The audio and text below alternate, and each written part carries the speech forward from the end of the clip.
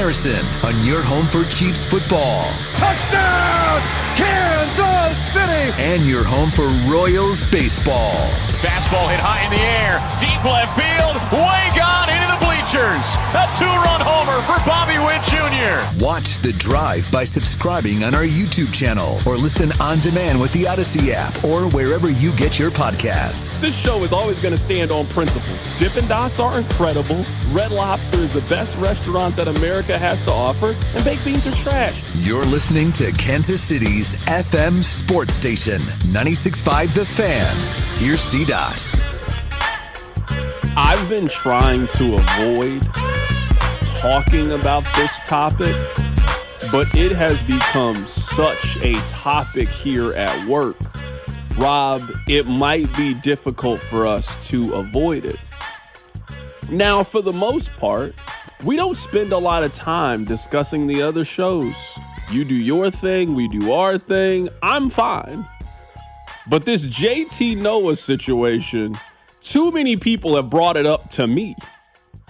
I'm trying to get the show together. I'm filling in on Sirius. I'm trying to make sure we got Spider-Man tickets to give away. I'll give you more information here coming up in a bit. We got a lot to deal with on our own. But when people in the sales department are coming up to me and asking, hey, did you hear this? Are you going to talk about it? When the boss comes up to me and says, are you guys going to discuss it on the show? At some point, we might have to discuss it on the show because of how wild and crazy the story is. My name is Carrington. I'm excited to be here. Rob is also here, taking you up to 5:30. When we hand things off to the Kansas City Royals, we got a lot to discuss in today's show. Coming up in just a bit, we'll play for you what Mark Donovan had to say as the Kansas City Chiefs. They are telling you the plan. They are executing the plan right before our very eyes. We'll get to that coming up momentarily. We'll have a little bit of fun. I do want to tell you guys that we are giving away a pair of tickets to see the new Spider-Man movie in every single commercial break. Let me read to you the read that our dear friend Rob Britton typed up. Listen throughout the day as we are giving away 10 pairs of tickets to see Spider-Man, A Brand New Day. When you hear the sounder, all right, I'm going to play the sounder now. Please do not call. Rob is not going to answer the phone right now. So I'm going to play this just so you know what it sounds like. But do not call. During the commercial break, we'll play it again. Then you call. Right now, no. Later, yes. Here's the sounder. When you hear this later, probably around 2:12, that's when you should call to try to get the tickets to see this movie.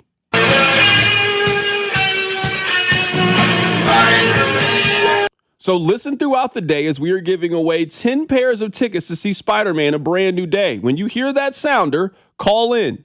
If you are caller number 9, you win. You guys are going to laugh at me. I looked at Rob and I said, why did you pick caller number 9? He said, because we're 96.5. And I was like, you're right. Good point. I'm used to caller 6 and 10. I'm not used to number 9. This is new to me. You can pick up the tickets here at the station, and they will get you 2 free tickets to see the new Spider-Man movie at any area AMC. Anyone. It doesn't matter. Ward Parkway, Town Center, Berrywood. It does not matter. You get 2 tickets to go see the new Spider-Man movie. Somebody is calling right now. You have to listen. You have to listen. Do not call right now. You will not get the tickets right now. Please do not call right now. You will just be sitting there and the phone will be ringing and no one will answer your phone call. I want to shout out the other place. We wasted enough time, Rob. Let's get right to it. I want to play for you guys what Mark Donovan had to say, because we have spent a lot of time talking about what the Chiefs' plans are with their brand new stadium, and we continue to get more and more information. They continue to say that it will be a dome stadium. Now, I know that will disappoint you guys. Maybe it will have some opening capabilities. Maybe it'll be like a sliding roof, retractable roof. But the Chiefs, they've communicated it will be enclosed in some way. So that is also important to note from the Kansas City Chiefs. They also are telling you some of their business plans for the stadium. Here's Mark Donovan. We have been in discussions with the NFL about Super Bowls in 33, 34, 35. We have been in discussions, very preliminary discussions, but we are aggressively pursuing Final Fours. If you know anything or follow anything about the NCAA, they're going to go out with a bid here. And the thing about it is that if you're the NCAA, you're trying to sort of put stability into your future planning. So they're trying to lock in all these dates. We don't have a building yet. And we don't want to be knocked out of those because they've locked in so many so far out. So we were in discussions with the NCAA last week about could we bid on these dates that our stadium will be done by then, but it's not done right now. So they were appreciative of that. I think, we've said to Kathy Nelson and the team there, we said to the folks who help us with these kind of bids that we're going to be very, very aggressive. We're probably going to be early bidders on most things. Acknowledging that doesn't really enhance our chances of winning the bid. Because I've been on the other side of that, and you really want stability, you want predictability, you want certainty. So it'll be a challenge. But when we did this deal, we made the commitment that we're going to be really aggressive. I want to be very clear about two things as we begin today's show. Number one, the Kansas City Chiefs will absolutely host a Super Bowl. It does not matter that this is a cold weather market. Detroit has hosted a Super Bowl. Minnesota has hosted a Super Bowl. The Kansas City Chiefs will absolutely host one. They will not get two. They will not get multiple, but they will host a Super Bowl at some point within the first 4 years of the stadium being open. You can just take a look at the trend of the National Football League. And the trend has been very simple. If you build a new stadium, and it certainly depends on what market you're in, Buffalo is not hosting a Super Bowl, but Kansas City is not Buffalo. Kansas City will absolutely be the host of a Super Bowl at some point in the next decade. If they are saying that the stadium's going to be open in 2031, 2033, 34, one of those sounds like Kansas City will be the host for one of the Super Bowls. They have pulled off the World Cup at a fantastic fashion. They did a great job with the NFL draft. They have been great partners to the National Football League, whether it's the international mission, whether it's Travis Kelce and Taylor Swift, Patrick Mahomes. The league will absolutely reward Kansas City with a Super Bowl. Now, their thought process on the Final Four, very interesting. And Rob, you mentioned this, I believe it was last week, maybe 2 weeks ago, whenever we brought this up. The goal for Kansas City when it comes to some of these events is to be viewed a lot like Indianapolis. Indianapolis is not Miami. It's not Chicago. It's not LA. It's not New York. But Indianapolis is absolutely in the rotation for some of these major events. They can host a political convention. They've hosted a Super Bowl. They get multiple Final Fours. Indianapolis has shown themselves to be a great hub for a lot of these kinds of events. That is what Kansas City wants to be. I also find it very difficult to believe that Kansas City, that is one of the stronger college basketball markets, and the new stadium will be 25, 30 minutes away from KU. Is that a fair estimate? We don't know exactly where the stadium's going to be, but that feels a good estimate. 25, 30 minutes away from one of the blue blood programs in the sport. Yeah, we're getting a Final Four too. I think we are getting Final Fours. I think we are seeing plural. If you told me the over-under on Final Fours in the new building at 1.5, I'd hammer the over as Kansas City. They love football stadiums. It's a new one. It's in the middle of the country. It's very easy to get to Kansas City. It's a cheap flight for most places. And it's a college basketball haven. Makes all the sense in the world to me. Super Bowl's a little bit different, but Kansas City has shown they'll support the Final Four. There'll be a lot of great activities. Look how Kansas City shows up for the Big 12. And look at how every year the Big 12 tournament's one of the more exciting regular season tournaments. So you don't think that Kansas City would show up and show out and support the Final Four if it came here for the first time since, I believe, 1988? We haven't had one since then. So this stuff to me is a no-brainer in my mind. Kansas City will get a chance to host one Super Bowl. Kansas City will be in the rotation for the Final Four. Maybe once a decade, maybe two a decade at the absolute most. But if you're thinking about where to put the college basketball championship game, Kansas City, with its college basketball history, the College Basketball Hall of Fame is in Kansas City. And with the University of Kansas right down the street, Kansas City is very, very viable for the final of the college basketball season. So there's that. They also are going to make it a grass field, which sounds good for the football, but we all know why this is the case. Back to, I answered the question earlier about training camp and having options. We had designed the building to be able to do either. Our preference, and we stated this publicly, is grass. We want to figure that out. So, Stephen, if you're asking me today to bet, I feel pretty strongly that we're going to be playing on natural grass. Back to the comment I just made about technology 5 years from now. We're in the middle with other NFL clubs who are in the same process we are, who are going to build domes. Like, can we figure out a way to grow grass indoors? So we'll continue that process. You may or may not know this. Our friends from Populous shared this with us, and I've offered to take us down there to see it. In New Zealand, there are 2 rugby stadiums today. They exist. They play on them today. That grow grass indoors. So the technology is there, right? So you just got to figure out, can it adapt to our climate, our building, et cetera, et cetera. The building is designed today to be a grass field. They are not putting a grass field for the football players. You know that. You know that.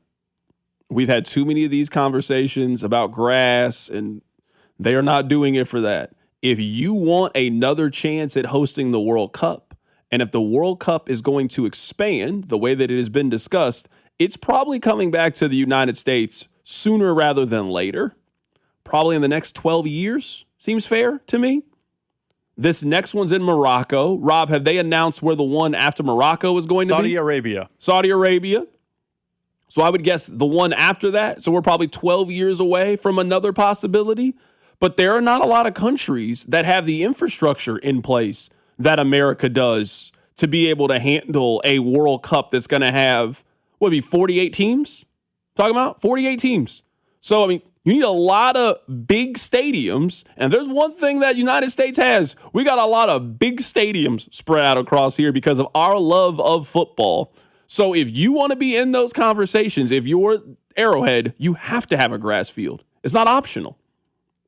If you want to host an EPL or a major international soccer event, if you want to host a United States friendly and you want to put it in new Arrowhead Stadium, you have to put grass on there. So, yeah, that's what this is about. They are not doing this for Mansour Delane. They're not doing this for Peter Woods. They're doing this for Kylian Mbappe. That's what they're doing this for. That's why they're putting grass. That's why they're going through all of this for the international soccer.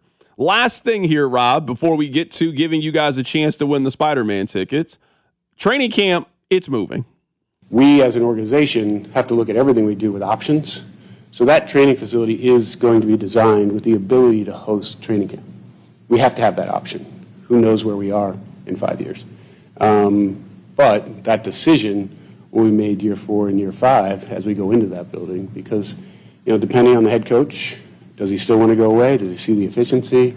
Those things will factor in. We just have to have the options. They are not going back to St. Joe. I'm assuming it's economically more feasible for them to then stay at the training facility. It's less moving. It's less transit. If they're building this brand new stadium on the taxpayer dime, they are not now, hey, let's pack up and go to St. Joe. Training camp will be in Olathe, Kansas very, very soon. I believe they said 5 more years. They're going to stay and keep it, which makes sense. The practice facility is not done. It's not ready. maybe another year or two as they kind of work out all the kinks and traffic flow and everything that you'd have to do in the new location. But if this is about making as much money as possible and spending as little money as possible, there is no doubt in my mind that the Kansas City Chiefs are moving their facility from St. Joe to Olathe. They are incentivized to get you to go over there. If you buy something in the sales tax, Rob, where does that money go? It goes to them. So why would they be in St. Joe? No, that's not where they were going to be. Not at all. All right, coming up during the commercial break, because I see people calling right now, you will not win the tickets. But if you wait for me to play the sounder during the commercial break, and you are caller number 9, you will receive 2 tickets to go see Spider-Man: A Brand New Day. Alex Gold's going to join us next. Keep it right here. It's The Drive. The Drive with Carrington Harrison and Rob Brenton. You losers is what you are. On your home for Kansas City sports. 96.5 The Fan. You're listening to 96.5 The Fan from the DM Injury Law Studios. Mike's got this. Car, truck, or motorcycle wreck? Remember, Mike's got this. 816-888-7500. Mike's got this.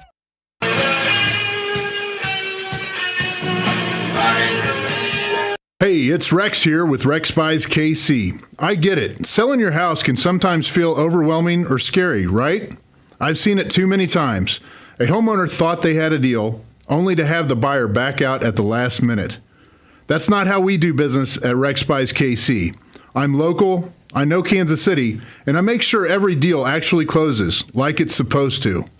No hidden fees, no showings, no last-minute surprises, just a fair cash offer and a process you can count on. We buy homes in any condition and judgment-free. So whether your house needs repairs or you just want a fast, hassle-free sale, we can make it happen.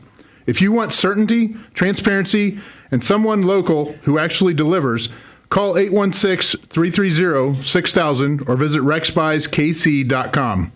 Rex Buys KC, helping people make smart choices one home at a time. 816-330-6000 or rexbuyskc.com. Conservative, family man, author of The Bald Plan to Reduce Property Taxes. Listen to Scott Schwab. Property taxes are killing Kansans, but one day it hit me. BALD. BALD stands for Better Affordable Living by Decreasing Property Taxes. And it's the only detailed plan. Schwab's BALD plan means voter approval for property tax hikes, refunds for unfair assessments, and tax relief for seniors and working families. Listen to Scott Schwab. I focus on reducing taxes for Kansans. You should keep more. My BALD plan makes sure of it. When I'm governor, we'll get it done. Finally, a governor with a good head on his shoulders. Author of the BALD Plan to Decrease Property Taxes. Conservative Republican Scott Schwab for governor. Visit scottschwab.com/bald to learn more. Paid for by Schwab for Governor Jim Felter, Treasurer. This summer, there are 250 reasons to join T-Mobile. Girls trip? Booked. And switching to T-Mobile helped make it happen. With Experience Beyond, switch and get $100 back. Plus, $650 in value in built-in plan benefits. That's $750 in your first year, guaranteed.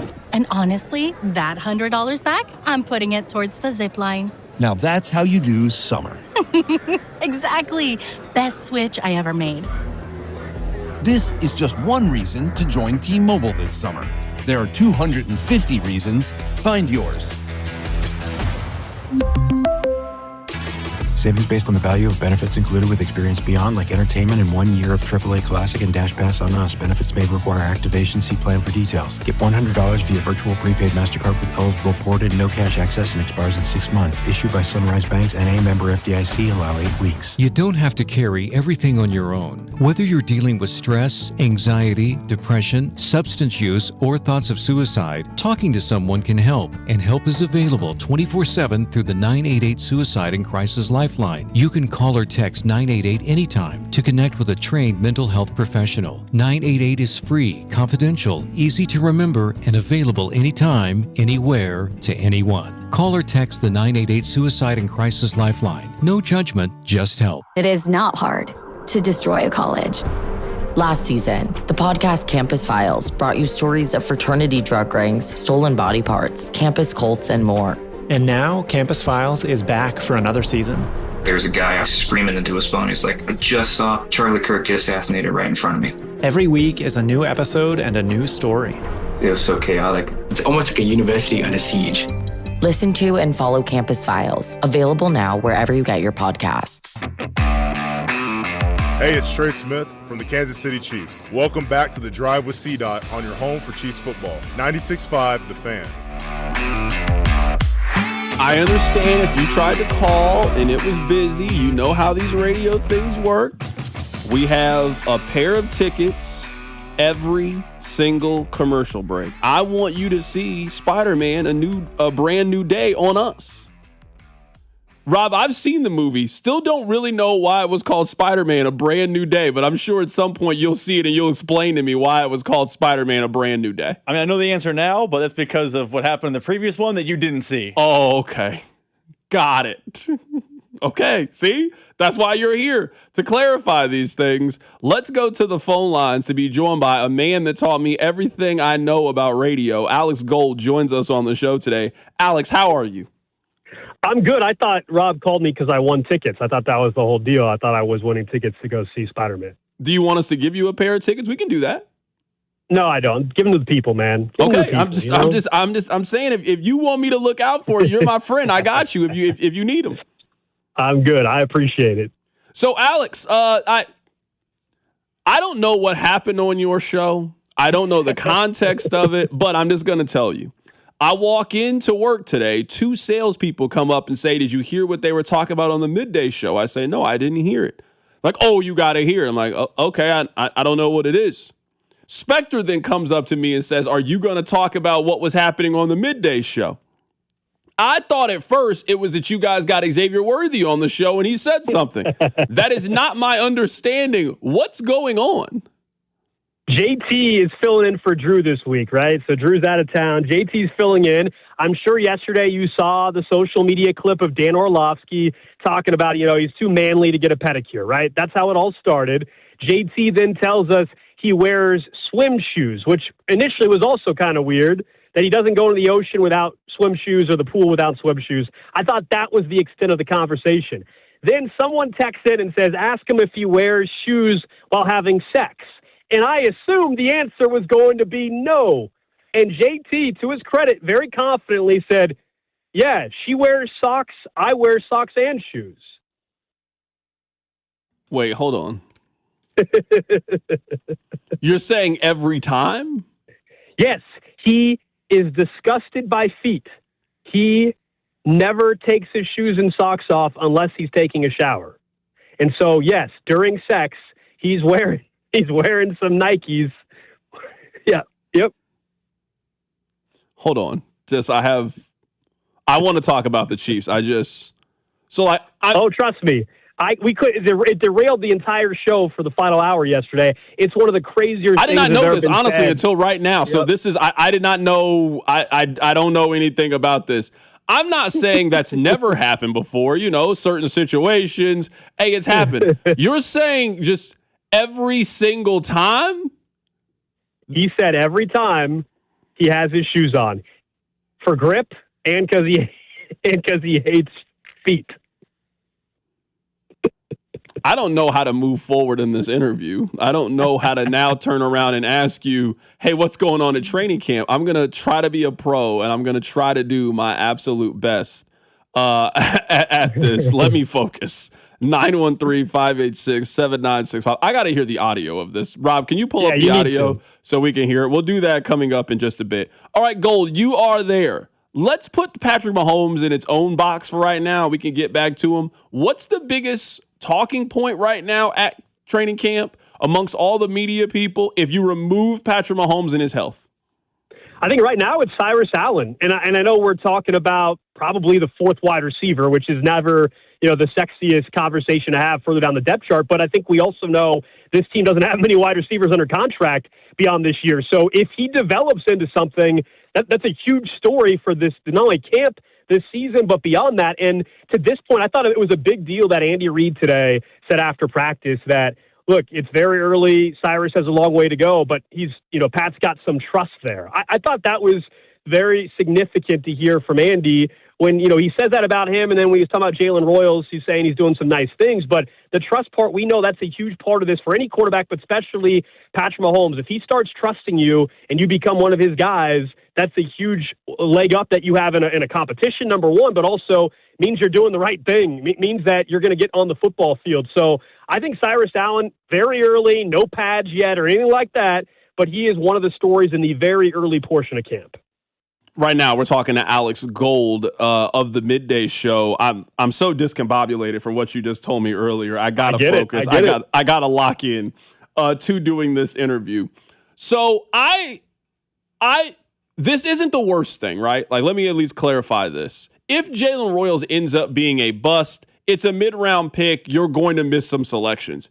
If Cyrus Allen has already passed him on the depth chart and is this team's number 4 receiver when they break camp, and Jalen Royals is already behind the top 3, and now you're behind a guy who just got here 3 months ago, I'm ready to go ahead and slap the label on him. Jalen Royals is a bust.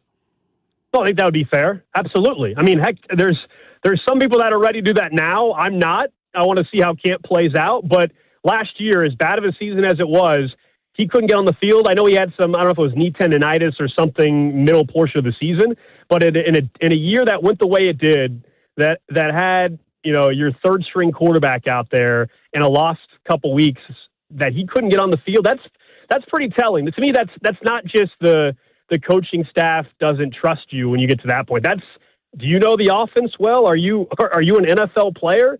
So I don't want to say it yet. To your point, let's see how this plays out. But yeah, absolutely. If we got to week 1 and he's passed on the depth chart and there's not some promise in a preseason game or anything like that, then I think that would be the exact label you would put on a player. Yeah, I also think, too, the Chiefs sometimes they'll make a move and they'll make a signing, and almost instantly they realize that guy doesn't fit or that guy doesn't work. Remember Josh Uche a couple of years ago? They traded for him, and he still never really played for them. Christian Fulton, they got him in free agency last year, basically didn't play him until they started playing preseason games at the end of the year. Sometimes they like a guy on film, and then when they get him in their system, they get him in their building, it just doesn't work. And last year, Jalen Royals, there was no pathway to the field. He didn't even really play at the end of the season when it didn't really matter a whole lot.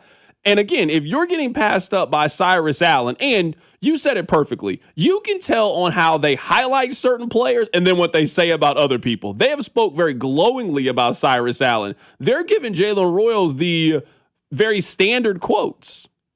Yeah, no, absolutely. And then let's remember this, to your point about, even Christian Fulton and why, he hasn't been on the field and kind of maybe the similarities. I would like to think that a season in which you go and win 6 games kind of causes everybody to look in the mirror a bit. But that's been why I wonder at times, you can have something you see on film. And yeah, look, guys can look good on film and then they end up not being productive NFL players.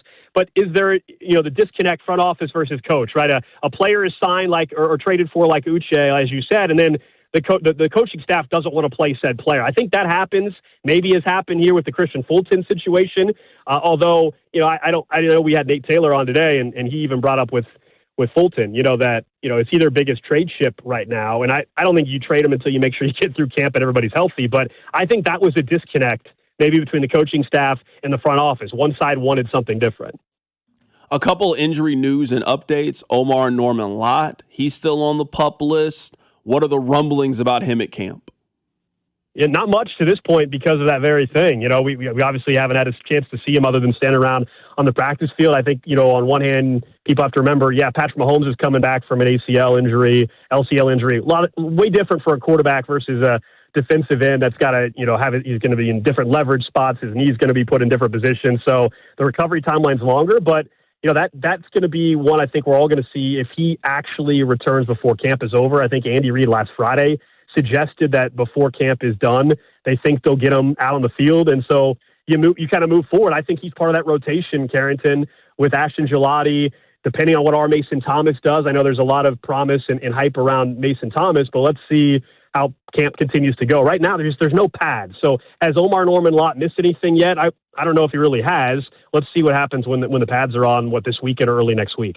I don't want to be negative. I really don't. It's too early on in camp.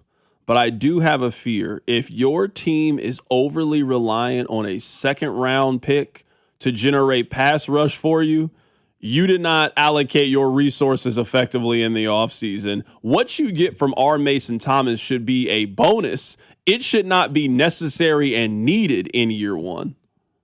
Well, that's why I think, bigger picture with this team, and people talk about expectations.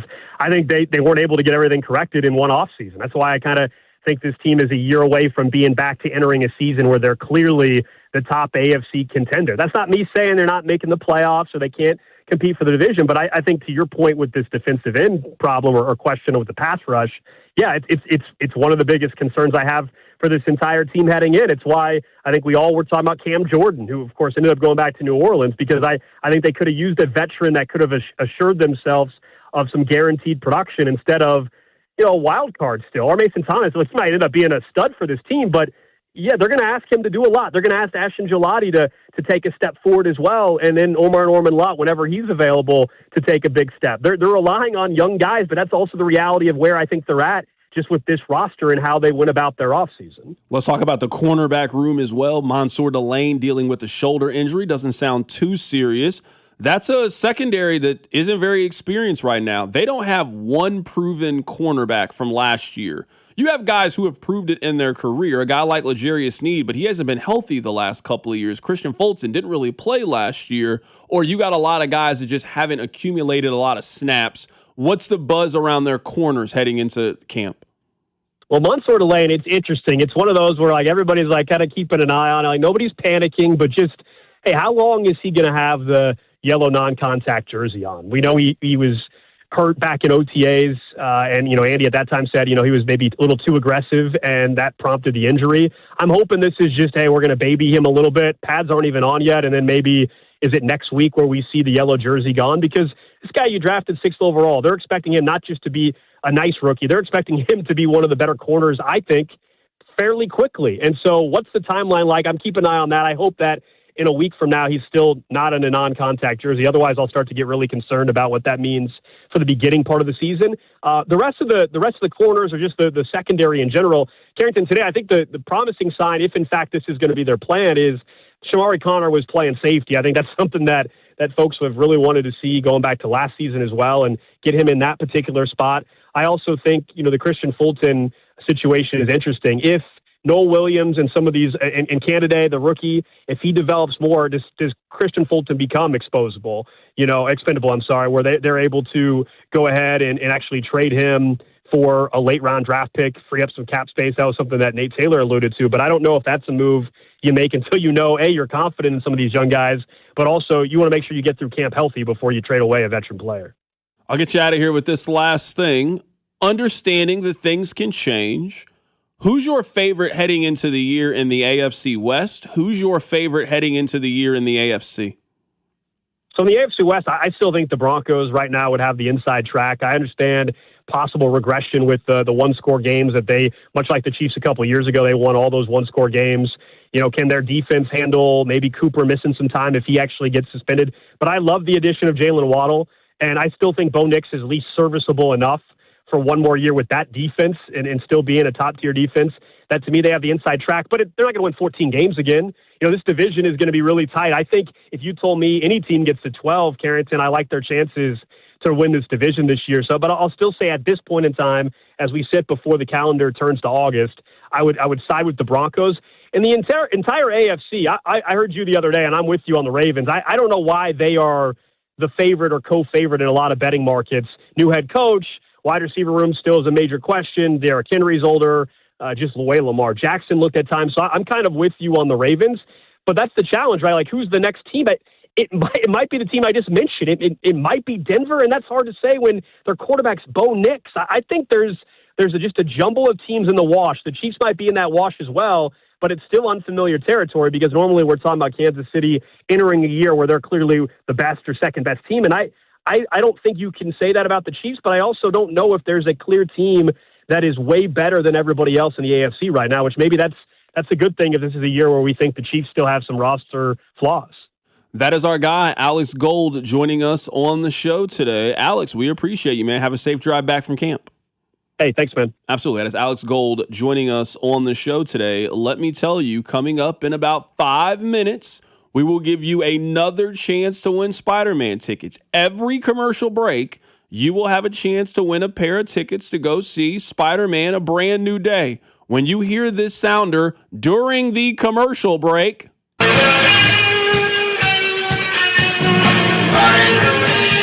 when you hear that sounder during the commercial break, be caller number 9, and you will win a pair of tickets to go see Spider-Man: A Brand New Day. So I want to play this for you because I have not heard this audio. I'm serious. I have not heard this audio. This is not a bit. This is not a joke. This is my first time hearing this. I don't know a whole lot about this. It's no disrespect towards the other shows. I just don't listen. I like to keep my thoughts to myself. I don't want to, I heard Alex say this or Cody say this or the morning show. I just try to operate our show a little bit independently. So you guys say, did you hear so-and-so? No, I didn't hear it. I only know what you guys tell me. I walk into the building. Everybody is saying, did you hear what JT said? I did not hear it. Spectre comes up to me. You guys got to talk about it. I don't even know what we're supposed to talk about. I didn't know until Alex just told me. Have you heard this, Rob? It is on social media, so I was very aware of it. Yeah, I didn't click on it. Here's JT Noah, friend of the show. Listen, when me and the lady do our thing, the socks are on her unless socks on. My shoes are on. My shoes are on. Her socks are on. I cannot have my shoes off. What? Hold on. Shoes Are you telling off? me you have sex? Hold on. Hold on. I don't want to picture this too much, but you're in bed and your shoes are still on when you're having sex. Yeah, oh yeah. What? And you found the right woman because I can't believe she tolerates this. If the shoes aren't on, the slippers are on. Slippers? This is no good. Man, JT hates feet. I mean, dude, you're having shoes on while you're having sex. I would at the very least speak to someone about it. A professional. Just see if they, maybe there was something traumatizing when you were 5 and you don't remember. All That's right. the random question. I didn't think the random question today was going to go this direction. I'm not here to judge. I'm not. I'm into certain things. You're into certain things. If you saw my browser history, you might be appalled at what you might find. So I'm not here to judge JT. We all have our own quirks. We all have our different things. That's one of the weirdest things I've ever heard in my life. Ever. I don't judge. I try to keep a simple rule. I don't try to spend my free time worrying about what you do in your free time. But missionary in the Hokas is insane.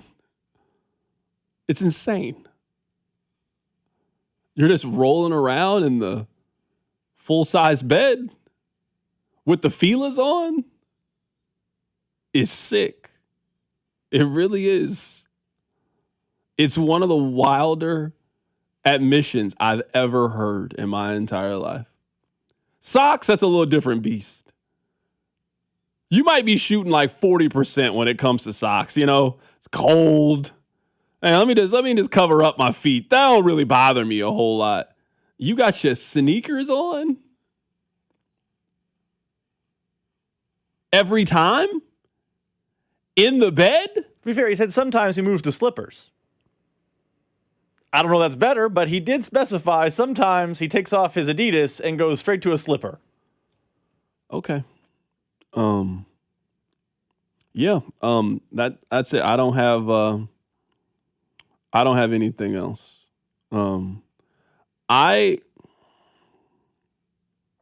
Sometimes you guys make me question it.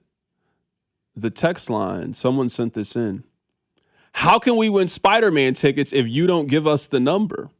The same number that you are using to text the show, that's the number that you use to call the show. That's how phones work. The same number that I would text you on, if I wanted to, I would just, boop, boop, boop. I would just call you and you could answer. So you have the number. You just used it right there. So I'm happy to give it to you again, 913-586-7965. We're going to take a break here. We're going to, on the other side, we're going to have a very serious sports conversation because we have to cleanse our palate from that JT nonsense we just heard. And we're going to give you a chance to win Spider-Man tickets to go see Spider-Man A Brand New Day at any area KC AMC theater if you use that phone number that I just gave you in your caller number 9. Keep it right here. It's The Drive. The Drive with Carrington Harrison on your home for Royals baseball. 96.5 The Fan. Someone had a birthday. Yep, 50. Can't believe it. 50 years of wisdom. Great segue. We have a health reminder from the CDC. Pneumococcal vaccination is recommended for adults 50 or older. Says here, we're over 6 times more likely to be hospitalized with pneumococcal pneumonia than adults under 50. I don't love those odds. Same. Look what I found. Pfizer's Prevnar 20 is proven to help protect adults against pneumococcal pneumonia and invasive pneumococcal disease in just 1 dose. And millions have already gotten it. Continued approval may depend on a supportive study. Don't get Prevnar 20 if you have a severe allergy to its ingredients. A weakened immune system may lower your response. Common side effects include injection site pain and swelling, fatigue, headache, muscle, and joint pain. For full prescribing information, please call 1-855-213-2138. Visit Prevnar20.com or talk to your doctor or pharmacist. I'm on Prevnar20.com now, scheduling my appointment. Good idea. And happy 50th. The corrupt political establishment. If you're ready to give them the finger, Taylor Burks is your man for Congress. Taylor Burks, America First conservative, outsider, 3 combat deployments as a naval commander. Taylor Burks will stand with President Trump against rhinos and the corrupt establishment. In Congress, Burks will always put America first. He'll work with Trump to deport every last illegal, ban communist China from owning 1 inch of our land, and protect our elections by passing the SAVE Act once and for all. So if you want to tell off the political establishment, conservative warrior Taylor Burks, an America First patriot for Congress. Paid for by Show Me Valor PAC. www.showmevalorpac.org. Not authorized by any candidate or candidates committee. Show Me Valor PAC is responsible for the content of this advertising.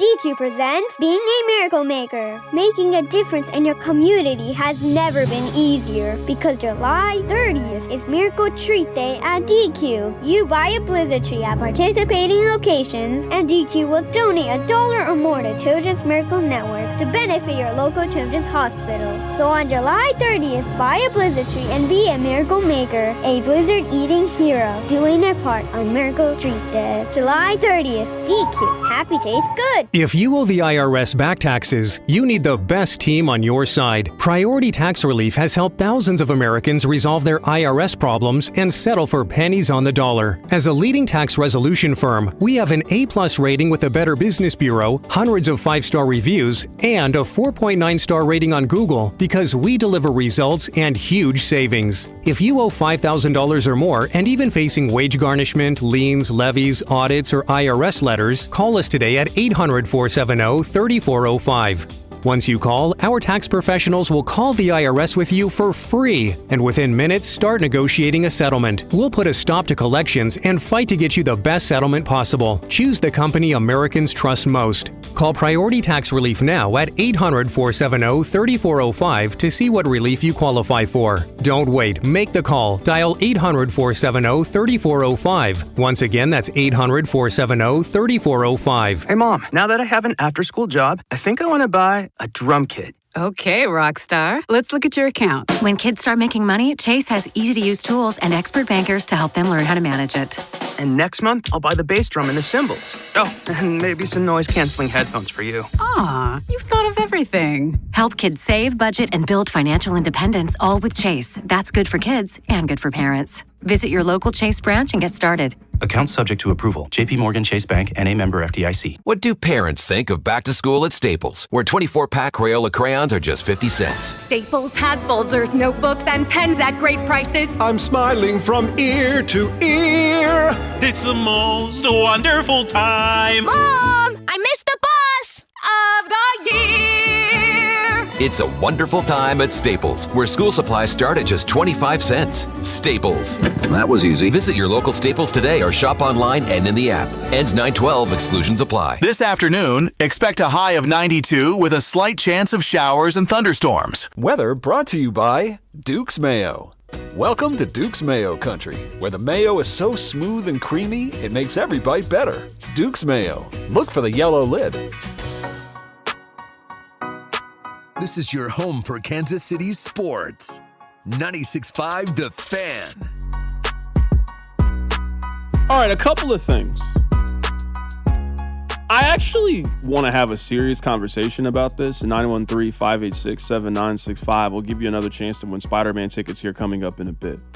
Now, maybe my opinion on this is skewed because I did not watch every single second of the video. But I did watch a pretty significant part of the Tony Romo DUI stop. And I would like for someone to answer this question to me. If you're law enforcement, you would have the answer. Tony Romo is not fleeing the scene of the crime. Tony Romo is sitting there. He's having a conversation with the officer. And the officer asks him a question, says, "Can you get out of the car?" And Tony Romo says, "Yes, but let me call my lawyer first." And they have a back and forth. And Romo's just like, "Yeah, I am. Let me call my lawyer." I don't know why in that scenario he's not allowed to do that. I understand about complying with the officer. I get all of that. But in that moment, I do think you have to take in some consideration on who the person is. And I'm not saying that he shouldn't be held responsible or not get a DUI, but you know that's Tony Romo. You know that this DUI is going to be a news story. You know it's a thing. Hey, give me a second. I'm here in the car. The car's off. Let me make a phone call really quickly, and then we can go through the field sobriety test. But let me talk to him and figure out what I need to do in this scenario. Seems like the correct way to play it, but also I don't know. So I don't want to be overly critical of how the officer handled this situation because I don't know what the protocol is. I've never been stopped and then had suspicion if I was drinking or not. So I've never been in this situation before. Maybe this is protocol. Maybe this is not protocol. But I'm sitting there watching it, and I think it was obvious that Romo was impaired. I think it was clear watching that video. I also read that Romo had an open bottle while he was driving. So the stop is certainly justified. Asking him to get out of the car and take a field sobriety test, it was just that moment right there where they're basically arguing on whether or not Romo can talk to his lawyer. I just didn't really understand that being the case. So that is the first thing that I wanted to talk to you about. The second thing that I want to play for you guys is this audio comes courtesy of ABC News and Good Morning America. It is details about the Mia Bieniemy shooting. This morning, new details in the shocking shooting of the wife of Kansas City Chief Assistant Coach Eric Bieniemy, allegedly committed by their own son. 57-year-old female reported a shot in the chest and arm, unable to breathe. A doorbell camera capturing the frantic moment as first responders quickly carry Mia Bieniemy away from her home in Ashburn, Virginia, Sunday evening. This police officer simultaneously heading toward the residence with his rifle drawn. Units, be advised, the son still has the weapon currently located within the home. And this morning, video showing authorities arresting 27-year-old Elijah Bieniemy soon after. The son currently being held without bond on multiple gun charges. According to the complaint, his mother was shot in the left forearm and shoulder with a .22 caliber firearm. Police say she called 911 herself to get help. Later undergoing surgery, authorities say a portion of a projectile still remaining in her body. She's now recovering in stable condition. Law enforcement calling the incident a domestic disturbance, saying they're still trying to find a potential motive. Goodness gracious. That is the latest on the Mia Bieniemy shooting. That audio comes courtesy of ABC News. That was on Good Morning America earlier today. I'm not here to speculate. I don't really want to speculate about this. I understand that sometimes the show needs to be serious and sometimes the show needs to be important because of the things we are discussing. We don't have nearly enough information for me to give an opinion on this Mia, Eric Bieniemy, their son's situation. I am perfectly fine to let the trained journalists handle this, and when we get concrete news, giving you my thoughts on it. The only thought I have right now is thoughts and prayers to that woman. I cannot imagine you get shot multiple times by your son, and you have the strength to pick up and call the police for yourself. I cannot imagine what that's like. So thoughts and prayers to Mia Bieniemy, thoughts and prayers to their family. I am, like everybody, very, very intrigued to hear whatever story it is. I would love to know what it is. What are the details of it? I don't know the relationship with these people, but what would have to happen for you to shoot your mother, allegedly? Like, what would have to happen for you to be in that situation? So I don't know the story. You don't know the story. I don't know any of the particulars or the details of it. I imagine at some point we will get the story. At some point we'll read a police report. We'll read some stuff. We'll read a statement. We will get a story eventually about this. I don't know when it will be, but we will eventually get some concrete news about this thing. But my goodness, it sounds like she is going to be okay. From everything that we've read, from everything that we've heard, from what Andy Reid had to say earlier today, it does sound like Mia Bieniemy is going to be okay. That's what it sounds like. I'll have to say, Andy Reid today, when he spoke to the media, said that I believe she's out of the ICU and improving, is what he said. So that is a positive note in the Mia Bieniemy story. You're right. There is absolutely no reason to speculate. The facts are the facts as of now. Elijah, I believe, is in custody, and his wife, Mia, is improving and is out of the ICU. Those are all the things we know at this point. I will say, good morning, Mary. Someone who rolled the audio in. The video from other people's ring cams of people running around the neighborhood is very freaky to watch, but thoughts and prayers to the Bieniemy family right now. Yeah, for sure. So I just wanted to play the audio for you in case you guys hadn't heard it. Coming up at the top of the hour, Price Carter is going to be on the show. He is with Arrowhead Pride, just taking a look at training camp. Let's hear from Andy Reid. Here he is giving an injury update to some of the Chiefs' top players. And then Delane was worked, but just no contact with him. And then Rasheed and Legarius, we had planned to get some work in. And then they went up mid-practice there and got some rehab done there. But it was all positive. It was planned, and we'll gradually ramp them up as we go. And then Pat did everything, so which is a positive there. It absolutely is. The Patrick Mahomes thing, I hope. I understand that he's now on the field, and now we're talking about the season and looking ahead. Him being back on the field and seemingly having no limitations at the stage that we're at is insane. It just goes to show you how quickly medicine has gotten and these surgeries have gotten. Daniel Jones tore his Achilles and in less than a year is back practicing playing football. You remember an ACL tear used to be a guaranteed you were out for a year. He tore his ACL in the final 3 weeks of the season and looks like he's going to be back week 1 of the NFL season. So the surgeries have gotten a lot better. The strength training around getting you back healthy and getting you feeling back normal has gotten a lot better. Like, I want us to at least just sit back and acknowledge how insane of a recovery time we are discussing when it comes to Patrick Mahomes. Last thing here from Andy, it's about the quarterback and keeping a close eye on him and monitoring his progress. You know, I'm obviously keeping a close eye on him. I'm not the doctor, but I'm keeping a close eye on the small things technique-wise. But he's prepared for those things, and Julie has done a great job with him with his rehab of really giving him opportunities to push off, and whether it's lateral or straight ahead, to make sure he can escape as needed. He's got good strength. He made good strength through the practices he's been in, where he can still bend and throw, and he trusts the leg to drive on it. So I think that's all. Those are all important things. But I mean, I stand right behind him, so we talk. Yeah. Last two, Steven. That is the head coach of the Kansas City Chiefs, Andy Reid, talking about Patrick Mahomes as he is recovering from his ACL tear. Coming up at the top of the hour, we're going to be joined by Price Carter with Arrowhead Pride. That's all coming up. Keep it right here. It's The Drive. Your off-season home for everything Chiefs football. Talking about the top story, the Chiefs, they have a new offensive coordinator. 96.5, The Fan. America is turning 250 this year, and Circus Sports is celebrating by offering all users in Missouri $250. Dane Hughes here, and for everyone in Missouri, all you have to do is deposit $250 on your Circus Sports app. Then play through that deposit. Once you do, Circus Sports will reward you with $250 right in your account. This is available for everyone in Missouri, new and existing users. Celebrate 250 years and find out more at circusports.com today. Must be 21 or older in Missouri. Gambling problem? Call 1-800-GAMBLER.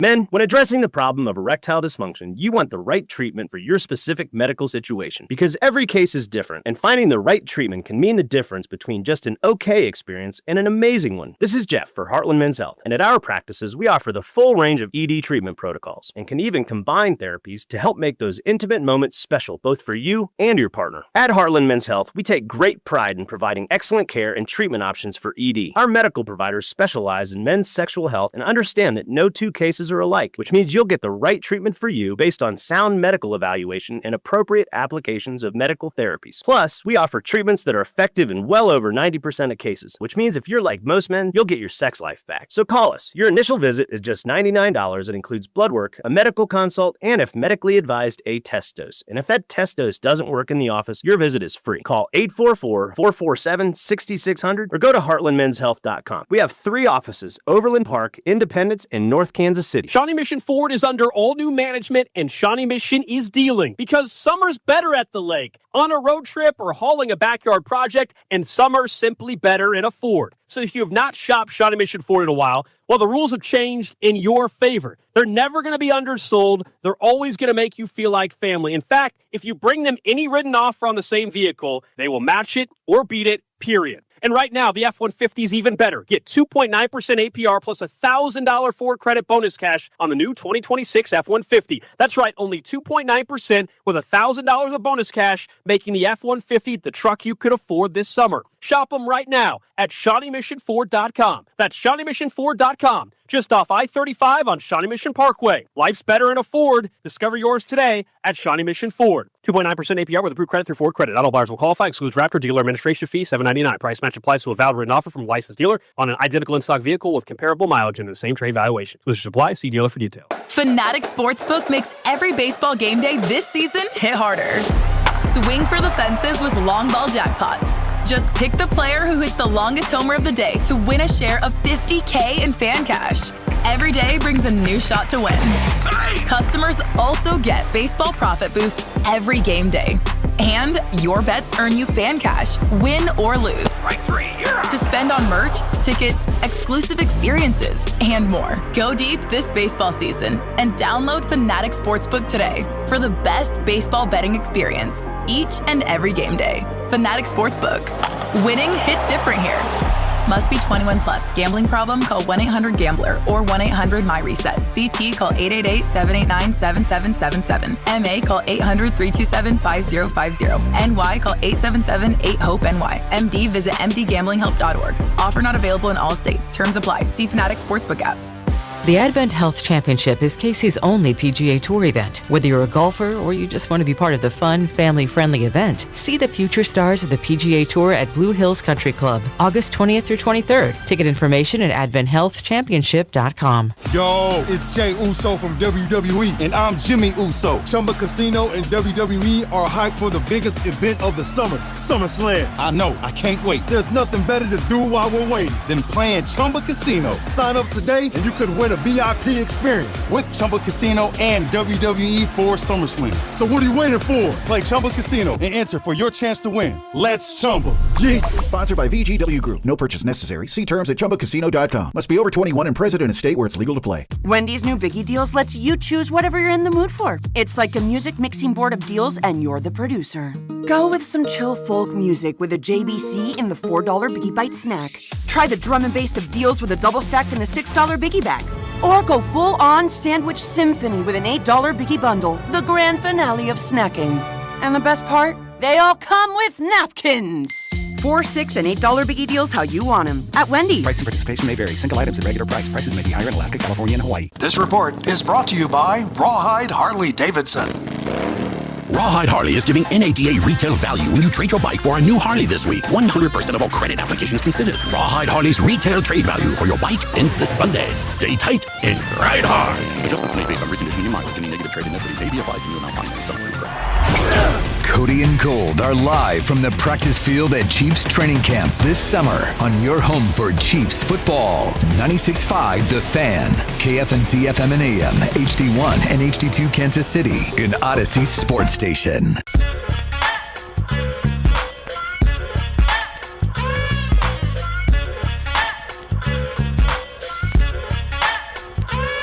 Let's head to the phone lines right now to be joined by one of my favorite followers online, Price Carter. He is with Arrowhead Addict. Really excited to get his thoughts as we are getting training camp going in St. Joe. Price, great stuff, man. Happy to be talking to you. Hey, brother. How are you? It's good to talk to you, C-Dot. Absolutely, man. So a lot to get into. Let's put Mahomes to the side for right now. We'll certainly get back to him, but I'm curious, what is the storyline? What is the thing you are most looking at training camp aside from Patrick Mahomes and where he is from a health standpoint? I think it's got to start with the young defense and the pieces on there. The Chiefs, to me, it stood out so quickly in that Chargers game in Week 1 down in Brazil that the Chiefs defense had lost some of its youth and athleticism. Guys just didn't look as fast as they used to. And the Chiefs have shed a lot of those defensive parts and are kind of going through a defensive rebuild here. So it's got to be seeing how these defensive pieces come together. I know Jeff Bassa was getting some run with the first team today. That's a great sign.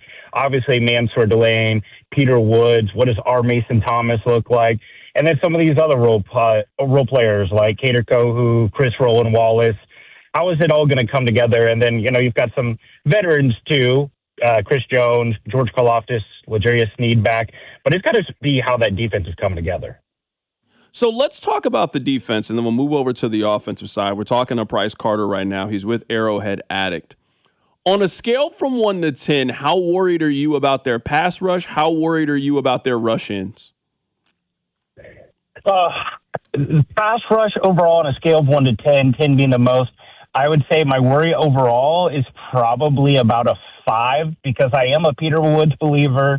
I really liked Omar Norman-Lott. I know he's on PUP right now, but hopefully he can get back into shape. And then Chris Jones, the inside has a chance to be dramatically better than what they were last year, and they added Kyrus Tonga. The rush edges, that's more of a 7 or an 8 for me. And obviously Karlaftis is a great number 2, but I don't think that he's the guy you want being your best edge rusher. You've got FAU, which is a total unknown at this point, and he struggled when he was on the field. And R. Mason Thomas is a total outlier for this team as far as a draft prospect. I'm glad that they took him, and I certainly hope it works because I think they need that type of guy. But it's going to take some change for Spagnuolo and the defensive line as a whole. So to me, it feels like a room that could really use another addition. However, I will say, I would much rather see them commit to youth and just play the young guys, let the kids play, and then maybe that'll be the best sign rather than bringing in a washed-up veteran or something like that. Yeah, what worries me about this is I struggle when I can't hold the production. I don't deny that R. Mason Thomas could be a very good player, Aston Gelati or Peter Woods or some of these guys.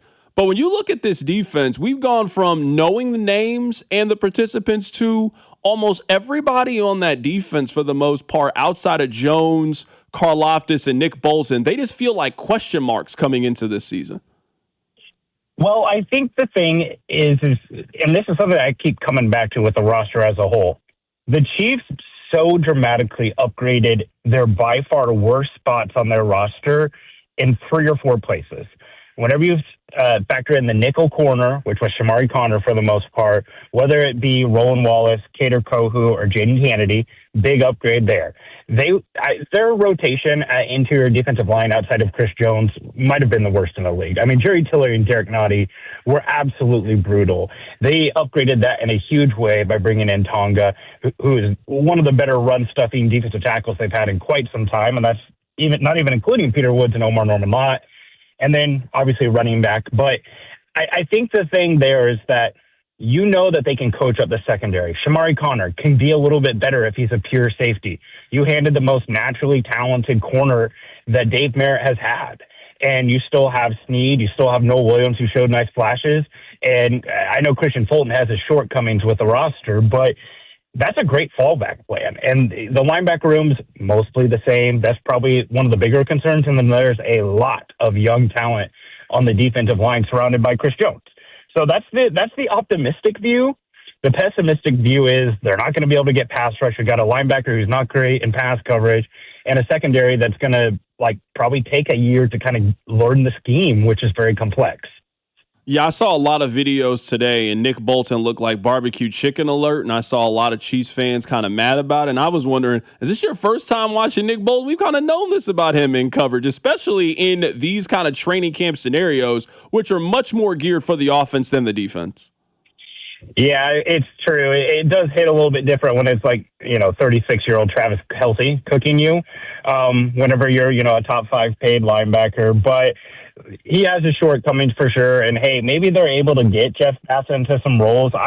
Personally, what I would like to see is I'd like to see Bolton still be on the field on third down, but Bassa be that other linebacker rather than Drew Tranquill. I know Tranquill used to be a safety at one point, and pass coverage was a strong suit for him. That feels further and further in the past. And, hey, man, you got to give it to Bassa. When he's on the field, whether it be preseason or even some special team snaps, he does flash. You see the energy. You see the burst.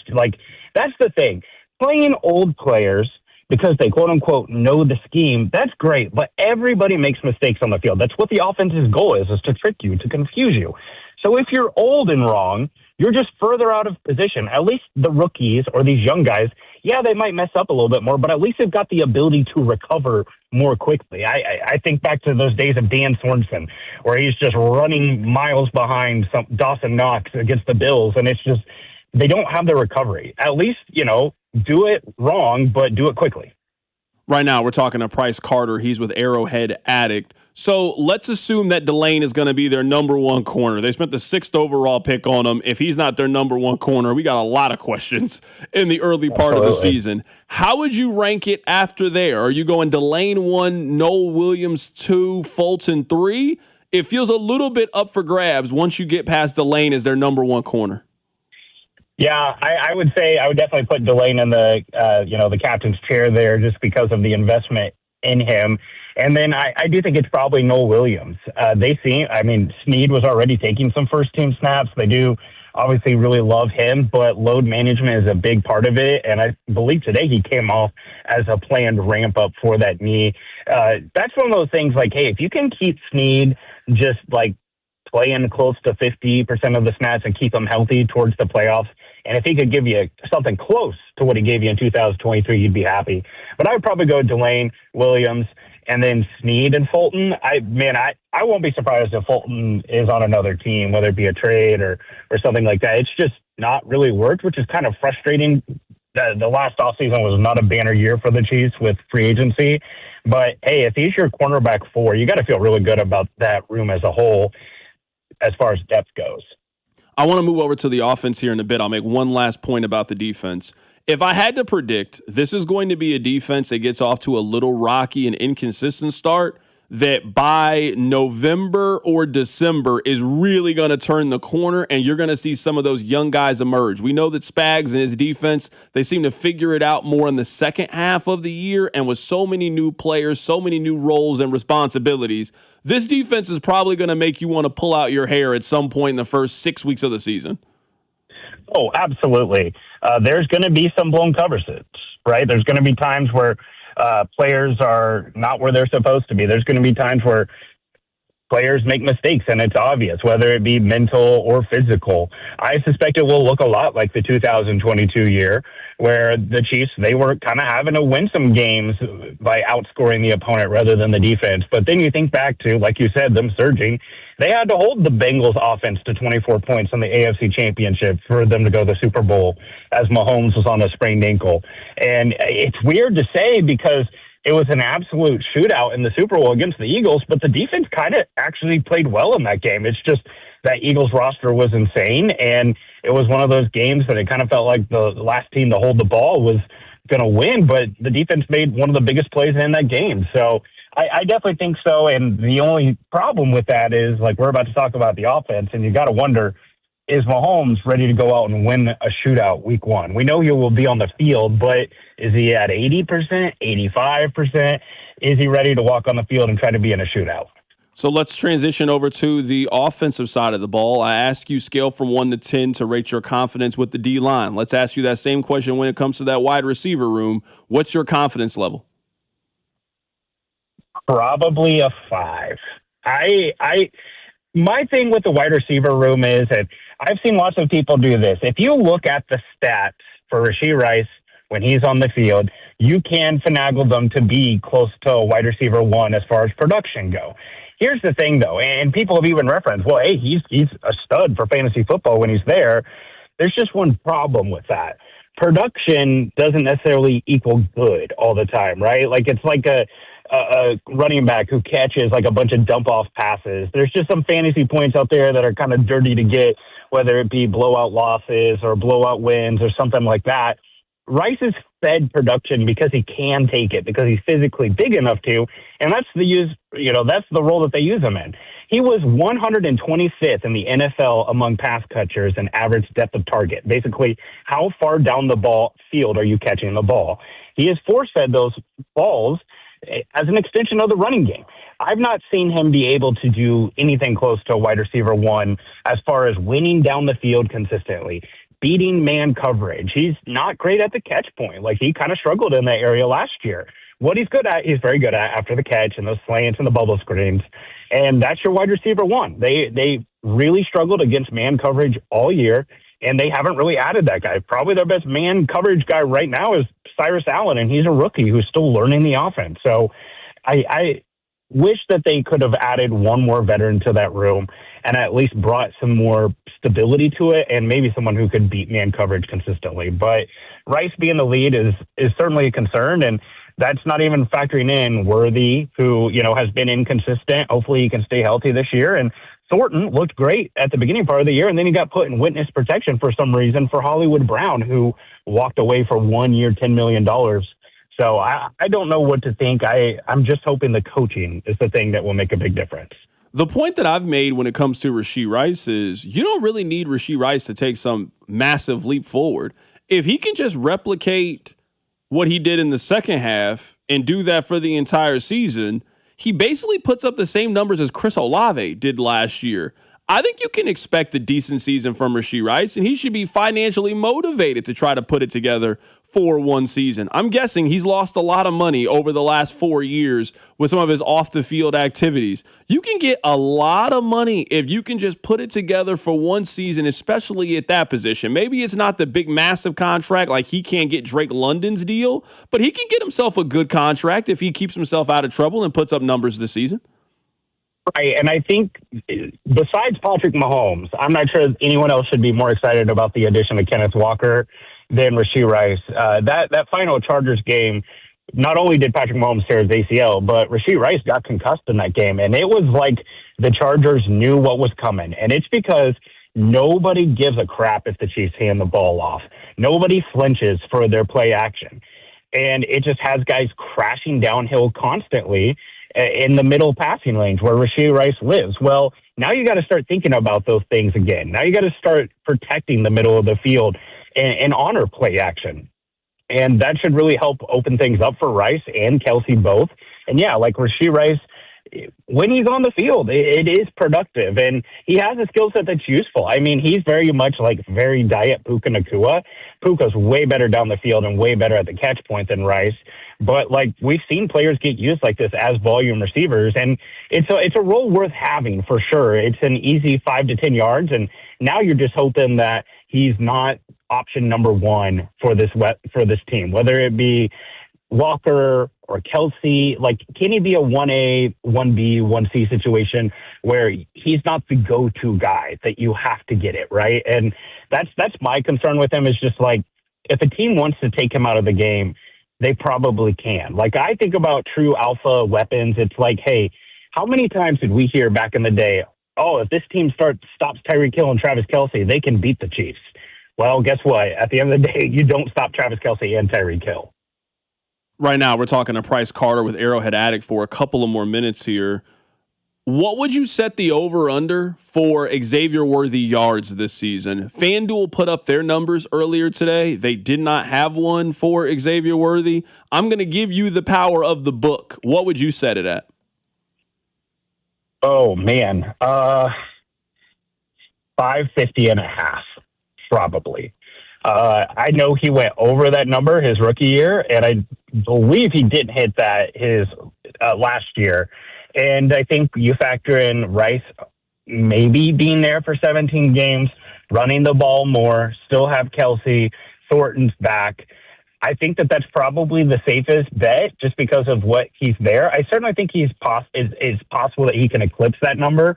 The easiest over for him there is, like, we live in a world where Mahomes and him get on the same page down the field, and the man might have had that many yards left on the field his rookie year with just missed connections with Mahomes. And whether it's Mahomes not getting the deep ball where it needs to be, or them not being on the same page reading it, or him not being able to get his feet down and bounce, whatever it is, there's a ton of yardage left there, and we've never really seen him being unlocked down the field. Now, I will say Thornton and Mahomes have had the better connection down the field, and maybe Worthy's best role is more of a gadget guy, where he is kind of just doing things in the backfield or things closer to the line of scrimmage and using his speed.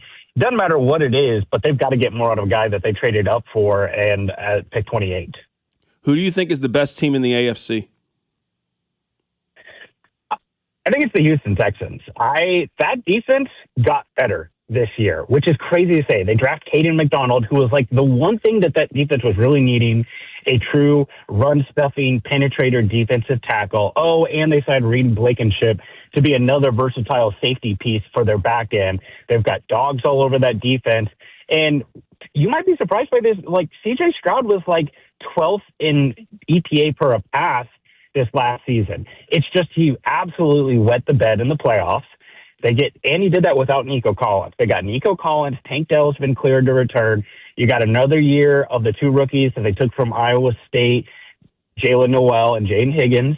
They bring in David Montgomery, the Ariante Urshry from Ruskin, shout out. He's kind of come together at left tackle, and they brought in the right tackle from the Colts. I mean, the bar, can he be Sam Darnold?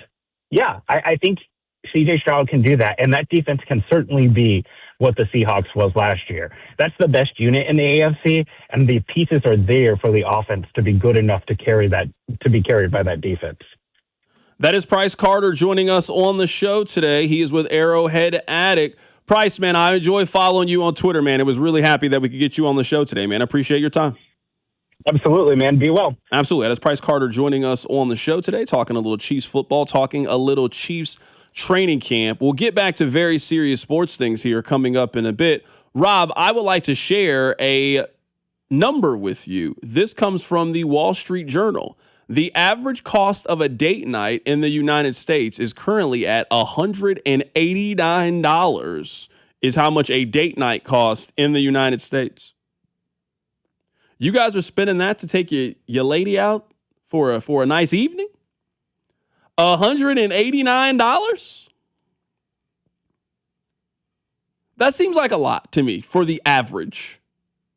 I would have guessed that the average would have been significantly lower than that, especially because there is a large portion of people that their date consists of just going to the movies.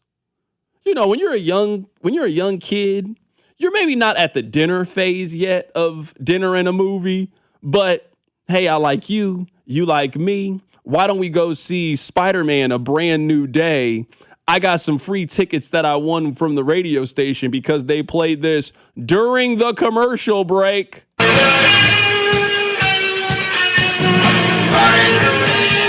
$189 for the average seems to me a bit high. And it, to me, suggests you don't really have a whole lot of creativity. You can go on a very nice date with the young lady and spend significantly less than $200 and she not think that you went cheap. Now, maybe you can't eat at some nice 5-star restaurant. You're not taking her to Anton's and then going to get drinks and do all these things afterwards. But if you give me $100, I guarantee you I can schedule a really nice date for you and her. So first things first, people calling in, that was not the sounder. We are not in a break. Rob, I don't know if you realize this or not. People don't listen. People hear the show. They do not listen to the show. They don't listen. You didn't hear me when I said literally during the commercial break and then the phones go crazy. I heard you say it. They didn't hear it, though. And the one guy who's been calling for 22 minutes, you've lost. Hang up. That's number one. Number two, I actually don't think this number's wrong, but I'm coming at it from serious relationship because there are definitely some date nights that I do the balling on a budget. Hey, let's go to a movie. Hey, let's go to, just go like walk around the park. Let's go do blank. And we do a cheap entity. But also, as someone who's in a very serious relationship, some Fridays you do like a cheap thing.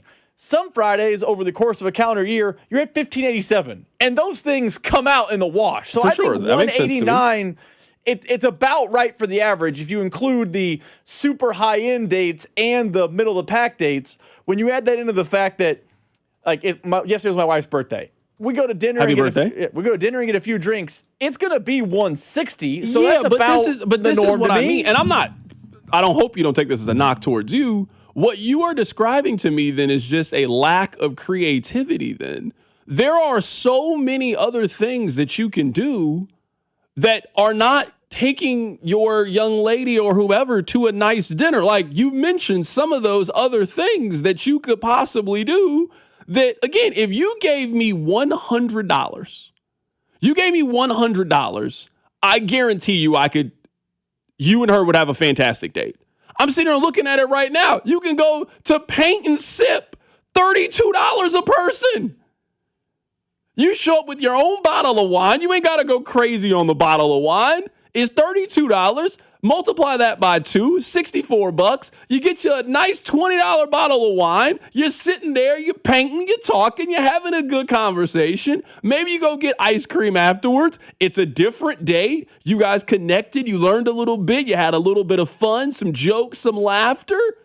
That's what I'm saying. The average date, if your average play is just going to dinner, then you're not dating correctly then. See, I think I agree with your premise. But let's say you're on one Friday night. We'll do back-to-back Friday nights. One Friday night I've done ice cream and walked around. We've done there's a neighborhood of thing. It's where Bamboo Penny is. They have these big Disney movies. You go to ice cream, watch a Disney movie. Fun little Friday night. There's also been times where we do the, $50 paint and sip between the two of us. Great Friday night. You can't be doing that over, to 100 date nights a year. You got to eventually crank it up a little bit. For sure. So if you start to crank it up, the way pricing works nowadays, I can see how it gets to an average of $189 because you do your $64, 2 people go to Paint and Sip, you have a great time. The following weekend, you ain't paint and sipping again. You got to do something different. That's where a dinner and drink shows up. And you go to maybe not Anton's, but a nicer restaurant in town, a Garozzo's, that's going to be more. So then it comes out in the wash a little bit. And I think people tend to lean toward the expensive side because they like to show off how much they care for someone with their wallet. Yeah, no, and I'm with you. I mean, the text line says, really, M. Chalmers is $100 for 2 people, not counting the drink after. The movies aren't cheap. You're going to have... Yes, if you were saying that the average date is you doing what every other guy is doing, then yeah, it's going to cost you about $150.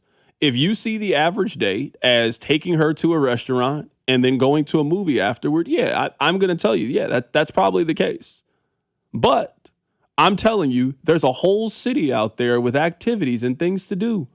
Rob, take her to Puttery on the plaza. Great time. They got 3 different mini golf courses there. Go ride go-karts. There's a million things you can do on a first date that do not involve you taking her to Stock Hill. There's thousands of things that you can do in this city. I just want you guys to have some vision, have some creativity when it comes to this. The vision's fine for date night 1, but if you're trying to get multiple date nights, eventually you got to go to Old Reliable. No, I've done, there's one Overland Park, a putt-putt course, tap-ins, it's something like that. It's great. I love it. I'm not going there every weekend with my wife. She don't like mini golf that much. Yeah, but I also think, I understand the analogy you're making, but sometimes you and your wife have $0 date nights. You just stay in the house. You know what I mean? Like, that's true. That's a good I'm point. assuming this is we are not together. Hey, babe, do you want to do something on Friday? Yeah, I'm free. Come pick me up at 7 o'clock. And what are you going to plan? You and your wife just have date nights where you get free tickets to go see a movie. You go see the movie. You get free concert tickets. And yeah, it was a great night. So I'm saying you're in a little bit of a different situation. Somebody is saying, even with the cheap seats at the Royals, your food, your parking, your babysitter, you're over $200. Bro, if you spent over $200 in any capacity, if you spent over $200 to watch this Royals team, I don't know what to tell you. At that point, pay for crown seats. Yeah. I'm telling you, in that situation, if I paid that much for a babysitter, I ain't sitting up in 342 to watch this Royals baseball team. Hell no. I ain't sitting up that high to watch this team. I'm sorry. I can't do it. I can't. I'm sorry. That's not something I want to participate in. All right, coming up on the other side. In the commercial break, we will give you a chance to win Spider-Man tickets. You don't call before you hear the sounder. You will not win. But when you hear the sounder, be caller number 9. And if you're caller number 9, you will win 2 tickets to go see Spider-Man A Brand New Day. Keep it right here, it's The Drive. The Drive with Carrington Harrison on your home for K-State Athletics. 96.5 The Fan. You're listening to 96.5 The Fan from the DM Injury Law Studios. Mike's got this. Car, truck, or motorcycle wreck? Remember, Mike's got this. 816-888-7500. Mike's got this. This summer, there are 250 reasons to join T-Mobile. Girls trip? Booked. And switching to T-Mobile helped make it happen. With Experience Beyond, switch and get $100 back. Plus, $650 in value in built-in plan benefits. That's $750 in your first year, guaranteed. And honestly, that $100 back, I'm putting it towards the zip line. Now that's how you do summer. Exactly. Best switch I ever made. This is just one reason to join T-Mobile this summer. There are 250 reasons. Find yours. Savings based on the value of benefits included with Experience Beyond, like entertainment and 1 year of AAA Classic and Dash Pass on us. Benefits may require activation. See plan for details. Get $100 via virtual prepaid MasterCard with eligible ported, no cash access, and expires in 6 months. Issued by Sunrise Banks, N.A. member FDIC. Allow 8 weeks.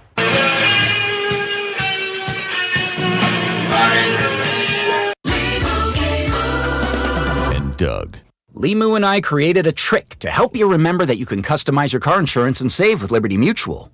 You see, the shirts Limu and I wear are yellow, and yellow is the color of lemons. And lemons grow on trees, and trees provide oxygen. And oxygen helps us breathe, and breathing is how you live. And you can live more life when you save money by customizing your car insurance. I agree, Limu. It's really quite simple. Only pay for what you need at LibertyMutual.com. Liberty, liberty, liberty, liberty. The best football contests are back out in Las Vegas with Circa Sports. $30 million in guaranteed prizes, no rake in any of the 3 contests. Circa Million, 18 weeks of point spread action, 128 ways to win. Or Circa Survivor, you pick one winner each week, the last one standing wins. And Circa Grandissimo with $100,000 entry. Enter in Nevada, play from anywhere. $30 million guaranteed. Visit circusports.com for details. Eric Clapton. September 17th. T-Mobile Center. With special guest, Jimmy Vaughn. Tickets are on sale now at AXS.com. I shot the sheriff. Don't miss the Rock and Roll Hall of Famer, Eric Clapton. Conservative, family man, author of The Bald Plan to Reduce Property Taxes. Listen to Scott Schwab. Property taxes are killing Kansans, but one day it hit me. BALD. BALD stands for Better Affordable Living by Decreasing Property Taxes. And it's the only detailed plan. Schwab's BALD plan means voter approval for property tax hikes, refunds for unfair assessments, and tax relief for seniors and working families. Listen to Scott Schwab. I focus on reducing taxes for Kansans. You should keep more. My BALD plan makes sure of it. When I'm governor, we'll get it done. Finally, a governor with a good head on his shoulders. Author of the BALD plan to decrease property taxes, conservative Republican Scott Schwab for governor. Visit scottschwab.com/bald to learn more. Paid for by Schwab for Governor, Jim Felter, Treasurer. And Doug. Limu and I created a trick to help you remember that you can customize your car insurance and save with Liberty Mutual. You see, the shirts Limu and I wear are yellow, and yellow is the color of lemons, and lemons grow on trees, and trees provide oxygen, and oxygen helps us breathe, and breathing is how you live, and you can live more life when you save money by customizing your car insurance. I agree, Limu. It's really quite simple. Only pay for what you need at libertymutual.com. Liberty, liberty, liberty, liberty. I'm Piera Palazzolo, VP of Digital Marketing for the American Management Association, a company focused on the management training skills needed to enhance the careers of business professionals. We did our research when it came to the best companies for website development and chose AmericanEagle.com. And we couldn't be happier. AmericanEagle.com worked closely with us to understand the front and back end requirements needed to launch an e-commerce website that could handle the complexities of running thousands of seminars nationwide. Our robust new website and improved SEO saw immediate increases in site traffic and web revenue. If you're in need of managerial effectiveness and success, visit our website at amanet.org. If you're in need of a website that provides an unparalleled consumer experience, I highly recommend AmericanEagle.com. Transform your business today. Dial 877-WEB-NOW1 for a free digital consultation with AmericanEagle.com. Even on weekends and holidays, Anthony Plumbing, Heating, Cooling, and Electric shows up. Expect reliable HVAC plumbing or electric service. Plus, enjoy $500 off a new HVAC system this summer. Schedule your free consultation at AnthonyPHCE.com. Tune in for the Fan Club Fridays at 1 o'clock with Cody and Gold, presented by Circus Sports. Want your shot at $30 million in guaranteed prizes? Enter one of Circus Sports' premier football contests. Visit circusports.com for details. Enter in Nevada. Play from anywhere. 96.5 The Fan. Here's your traffic report on 96.5 The Fan. Brought to you by SWL Injury Law, the car crash kings. It's what they do. Visit SWLinjurylaw.com. Still slow through Blue Springs, 70 eastbound at Adams Dairy Park while you'll tap your brakes. Scoot to the left through here and then downtown, 670 eastbound as you approach 71. You'll tap your brakes through there. That's a stall off to the right shoulder. I'm Val with traffic on 96.5 The Fan. Hey, it's Chris Jones from the Kansas City Chiefs. Welcome back to The Drive with C-Dot on your home for Chiefs football. 96.5 The Fan. You know what? Colleges have found a new money glitch. Actually, very smart. Colleges are now scheduling really good regular season games as exhibitions because you'll pay to go to that game. And you don't care if your team, they can do whatever. Try some new lineups. We're still going to charge you to come to this. You still got to pay to park to come to this. You're still going to buy food and drinks and beverage and all of those things. Really smart. Now, they used to do these in secret. They would call them scrimmages, and we would get it. But now, we got to figure out a way to pay for all of these things. Like, the salaries keep going up. We now got to have NIL money to pay the players. We kind of could use this money. So Kansas is going to play Duke in an exhibition game coming up later this year. They're going to sell tickets for it. I'm just going to guess these tickets are not going to be cheap. Now, they're not going to hit you over the head. It's still a preseason game, but I'm assuming this sells out. It's Duke. Why would you not go if you're a KU fan? And real smart by Kansas. They're not including this in their ticket package. So if you already have tickets like Rob does and you now want to go to the Duke game, you have to buy these tickets too. this is real smart. I don't know who came up with this plan for colleges. Like, I know Kansas isn't the first one to do this. Louisville had one last year, but I don't know why every school doesn't host one or two of these. Hey, we're going to play a real team. We get to see where we're at.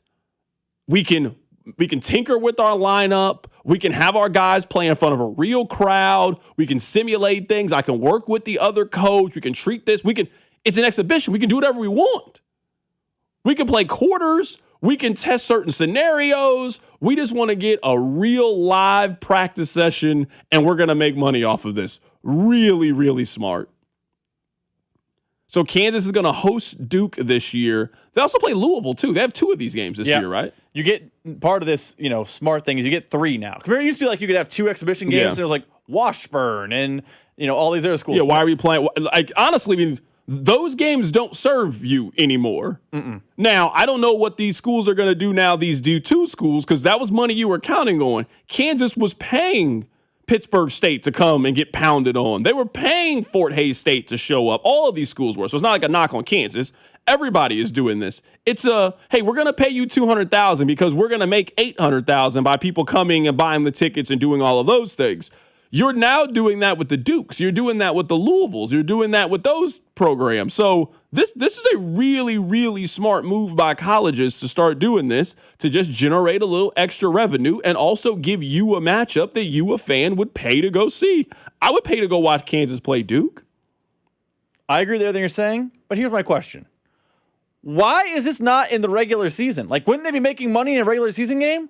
Kansas non-con schedule as a season ticket holder, not great. But put the Duke game in there. There's no penalty. There's no penalty for playing the regular season. It's not like KU's not going to be a 1 seed or a 2 seed because they lost to Duke. I'm with you, but you get all of the financial benefits of playing Duke with none of the risk of playing Duke. It's great, especially when you're Kansas. You already know your RPI is going to be there. You don't have to chase non-con opportunities. You play Missouri. You play some other non-con games. You're in the Big 12. You're still going to have a chance to play in a lot of really important games. So why run the risk of potentially losing a game against this team when we're still going to charge you $40 to $80 to buy a ticket for this thing, and we don't care what happens in this scenario? So I do understand why schools are signing up for this. Missouri has 2 of these kind of games. Missouri plays K-State in Manhattan, and they play UNLV this year. A lot of your Power 4 schools are now signing up. This is how they're going to start doing their preseason schedule. I understand all of it, and it's going to sound like sour grapes from a season ticket holder. The exhibition schedule for KU basketball is better than the non-con schedule for me. I'm paying to watch them play. I don't even know some of these rum-dum group of 5 teams they got, but I'm going to have to buy in extra to see Flory get booed? What? I'm getting screwed. I'm the season ticket holder. I'm supposed to be your P1s. What are we doing here? Are you canceling your season tickets? No. So it don't matter. It don't matter. They're treating you any kind of way. The games that you really want, I mean, they're going to give you a chance to buy them before anybody else. I might hit you up. Hey, that Duke game. Hey, let me know if I can buy 2 tickets. I'll go to the KU Duke game. I want to see it. I want to see what it looks like. And I'm also guessing it's Kansas. It's probably going to be sold out or really close to selling out. And we know how it is. It's competition. If everybody is here and we're playing a basketball game, you might as well try to win. So I think it's going to be pretty competitive, too. Kind of like that KU Missouri game, the Hurricane game. We didn't know what it was going to be, but once you get here and it's 18,000 people here, why not? Let's play an actual basketball game. It doesn't matter if you win or lose. And the other exhibition game is Louisville, which will 100% be. That will be a contentious one. They're already practicing Boo and Flory. Oh, they're getting ready. Are you watching the TBT? Are y'all gonna quit fighting people? We only fought Wichita State. I don't know. Y'all just be fighting people, man. That's crazy. And the Wichita State guy started it. Yeah, you guys finished it, huh? Yeah, by winning the game. Can you get suspended from TBT? That guy got suspended from TBT. The KU people are out? No, the Wichita State guy got suspended indefinitely. Well, they lost, so they're out. How can you suspend me when it's over? I don't know. So for next year, he can't play. KU plays is it tonight or tomorrow night? They play tonight, yeah. And then if they win, they'll be in the championship game on Sunday. So they win their next 2 games, they win the $2 million. And tonight's it's Kentucky. Yeah, Frank Mason been hooping in this thing. Frank Mason. I understand why people like Frank Mason play in TBT. That makes sense to me. Hey, I can still hoop. If you're a scout from Europe, come and find Mario me. Chalmers has played well. I saw the highlights. I haven't watched the game of it, but I saw Chalmers. He still can do a lot of stuff. That Kentucky team has Willie Cauley-Stein, and there's a lot of. I think the Kentucky game is where it comes to an end. But it's been a nice little something to fill my time instead of watching Royals baseball. All right. Well, coming up on the other side, we'll give you another chance to win tickets. This is very important. Listen throughout the day. We are giving away 10 pairs of tickets to see Spider-Man: A Brand New Day. We no longer have 10 pairs of tickets. Where are we at now, Rob? We got, 6 left? We got 6 left. We got 6 left. So we have 6 pairs left. It's very simple. We're going to play a sounder during the commercial break. I don't want to play it now. We're going to play a sounder during the commercial break. It's the 1994 Spider-Man intro from the Fox television show. When you hear that, call in. If you are caller number 9, Rob will pick up the phone and he will sound very excited telling you that you won a pair of tickets to see Spider-Man: A Brand New Day. If Rob does not pick up the phone, you did not win. I'm sorry if you are watching this on YouTube. You probably are not going to win. If you are listening on the stream, I hate to tell you, you are probably not going to win. But if you are listening live on the radio, you got a good chance of winning. All you got to do is listen to the commercial break. And when you hear that sounder, call Rob at 913-586-7965. I also want to clear this up. That's also the text line. So it's like a real phone number. You can text it and I can read it. It's right here on the screen. And you also can use it to call Rob and talk to me if you want to. That's how phones work. Keep it right here. It's The Drive. You're listening to The Drive with Carrington Harrison. I mean, come on, guys. What are we doing here? On your home for Chiefs football, 96.5, The Fan. Hey, it's Carrington Harrison here. Let me tell you that erectile dysfunction affects more than your sex life. It can impact your confidence, your relationship, your quality of life. But you don't have to live this way. What they'll do at Heartland Men's Health is they have licensed medical providers who can create a specialized treatment plan designed for your unique needs. Because when it comes to this, there's no one-size-fits-all solution. Using advanced medical therapies that go far beyond pills, Heartland Men's Health helps men achieve success rates at well over 90%. Many patients are even able to resume intimacy as soon as the day after their appointment. Your initial visit is $99. It includes a medical consultation, testosterone, and PSA testing. And if medically appropriate, a test dose. And if that test dose doesn't work during your visit, then the appointment is on the house. So visit any of the 3 area Kansas City locations, Overland Park, Independence, North Kansas City. Pick up the phone and call Heartland Men's Health at 844-447-6600 or visit the website, heartlandmenshealth.com. Featured therapies are compounded and have not been evaluated nor approved by the FDA. Provider prescription required. See website for details. It's Carrington Harrison from The Drive. If anyone knows about sports fans, it's me. I get to live and breathe the excitement of the season all year long. For advertisers, that passion matters. It's exactly why sports radio performs for brands. People who listen to sports on the radio, via streaming, or on sports podcasts are nearly 3 times more likely to consider a brand that supports their favorite team. If you're interested in reaching sports fans, we have the playbook for you. Check out our comprehensive ebook, State of Audio Sports Fan. Check out stateofaudio.com.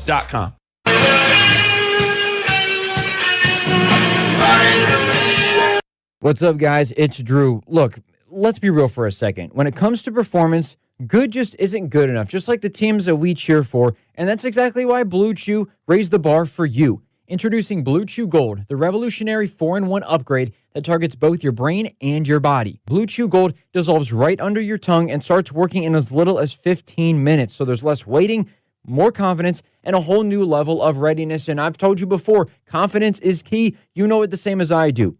Get started today at BlueChew.com and see why millions of men trust Blue Chew. Now, with a gold standard upgrade that's changing the game for good. It's not just about function anymore. It's about total performance, both physical and mental. They're turning bedroom performance into an Olympic sport. So go for gold. Make life easier by getting harder and discover your options at BlueChew.com. There's a special deal for you there. Get 10% off your first month of Blue Chew Gold with code KFNZ. That's promo code KFNZ Visit BlueChew.com for more details and important safety info. Hey, it's Brew, and I feel like everything in my life depends on being connected. Whether I'm uploading a video, hopping on a call before my show, or video chatting with my family back in Michigan, I never have to think about my Wi-Fi. And that's why Xfinity stands out. You get the most reliable, fiber-powered Wi-Fi with the best equipment at one price for 5 years guaranteed. No contracts or commitments. Plus, you can get online in minutes with same-day Wi-Fi. Restrictions apply. Not available in all areas. Use of fiber or coaxial cable. Learn more at xfinity.com/same-day Wi-Fi. Xfinity. Imagine that.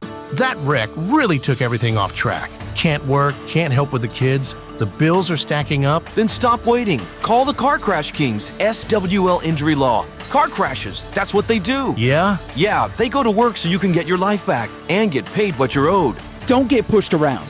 Visit us at SWL Injury Law today for your free consultation. We're the Car Crash Kings. It's what we do. Visit SWLinjurylaw.com. The choice of a lawyer is an important decision and should not be based solely upon advertisements. DQ presents Being a Miracle Maker. Making a difference in your community has never been easier because July 30th is Miracle Treat Day at DQ. You buy a blizzard tree at participating locations and DQ will donate $1 or more to Children's Miracle Network to benefit your local children's hospital. So on July 30th, buy a blizzard tree and be a miracle maker, a blizzard-eating hero, doing their part on Miracle Treat Day. July 30th, DQ. Happy tastes good. When it comes to my policy, Farmers gives it to me straight, so there's no surprises. It's your coverage. You should never be confused. You hear that? An insurance provider with a conscience. We're a choir, but yes, we have that too. Straightforward coverage you can literally understand. That's what you get when you have Farmers. Bum, ba, bum, bum, bum, bum. Learn more at farmers.com. Underwritten by Farmers Truck or Fire Insurance Exchanges or Affiliate. Products not available in every state. It's the Lawman. If you've been injured in a motor vehicle accident, call me ASAP, 816-816-9111. I recovered millions for my clients. Take it away. The Lawman gets results. Jungle Law 10. Call the Lawman. Let the fight begin. The Lawman gets results. Jungle Law. Come see me get roasted August 1st at 7 p.m. at the Uptown Theater. Go to junglelaw.com for details. The choice of a lawyer shouldn't be based on advertisements. Here's your traffic report on 96.5 The Fan. Brought to you by SWL Injury Law, the Car Crash Kings. It's what they do. Visit SWLinjurylaw.com. Crash cleanup continues near Blue Springs. Little slow through the area, 70 eastbound at Adams Dairy Parkway. Scoot to the left through here. Westbound side, 70, a little slow from ongoing delay. I'm Val with traffic on 96.5 The Fan.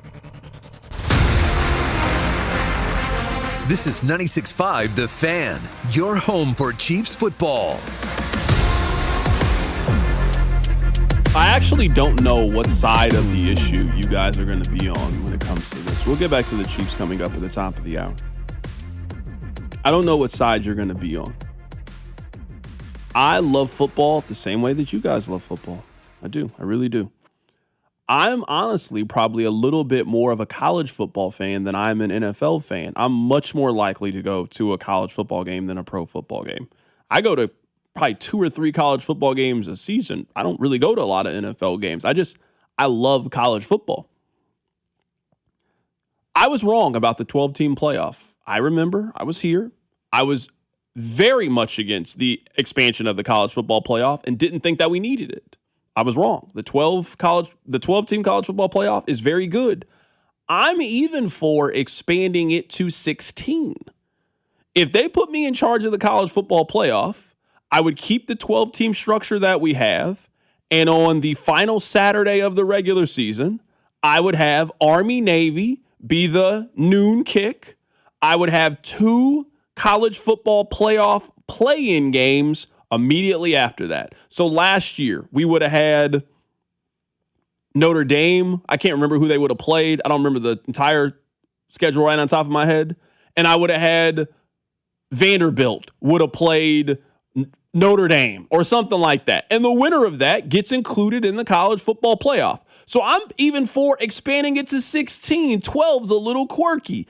I want to put the college football back to home environments. I think that would be in the sport's best interest. So I've come around on this playoff idea. You can never get me on the side of having a 24-team playoff. The Big Ten wants one. Here's the commissioner.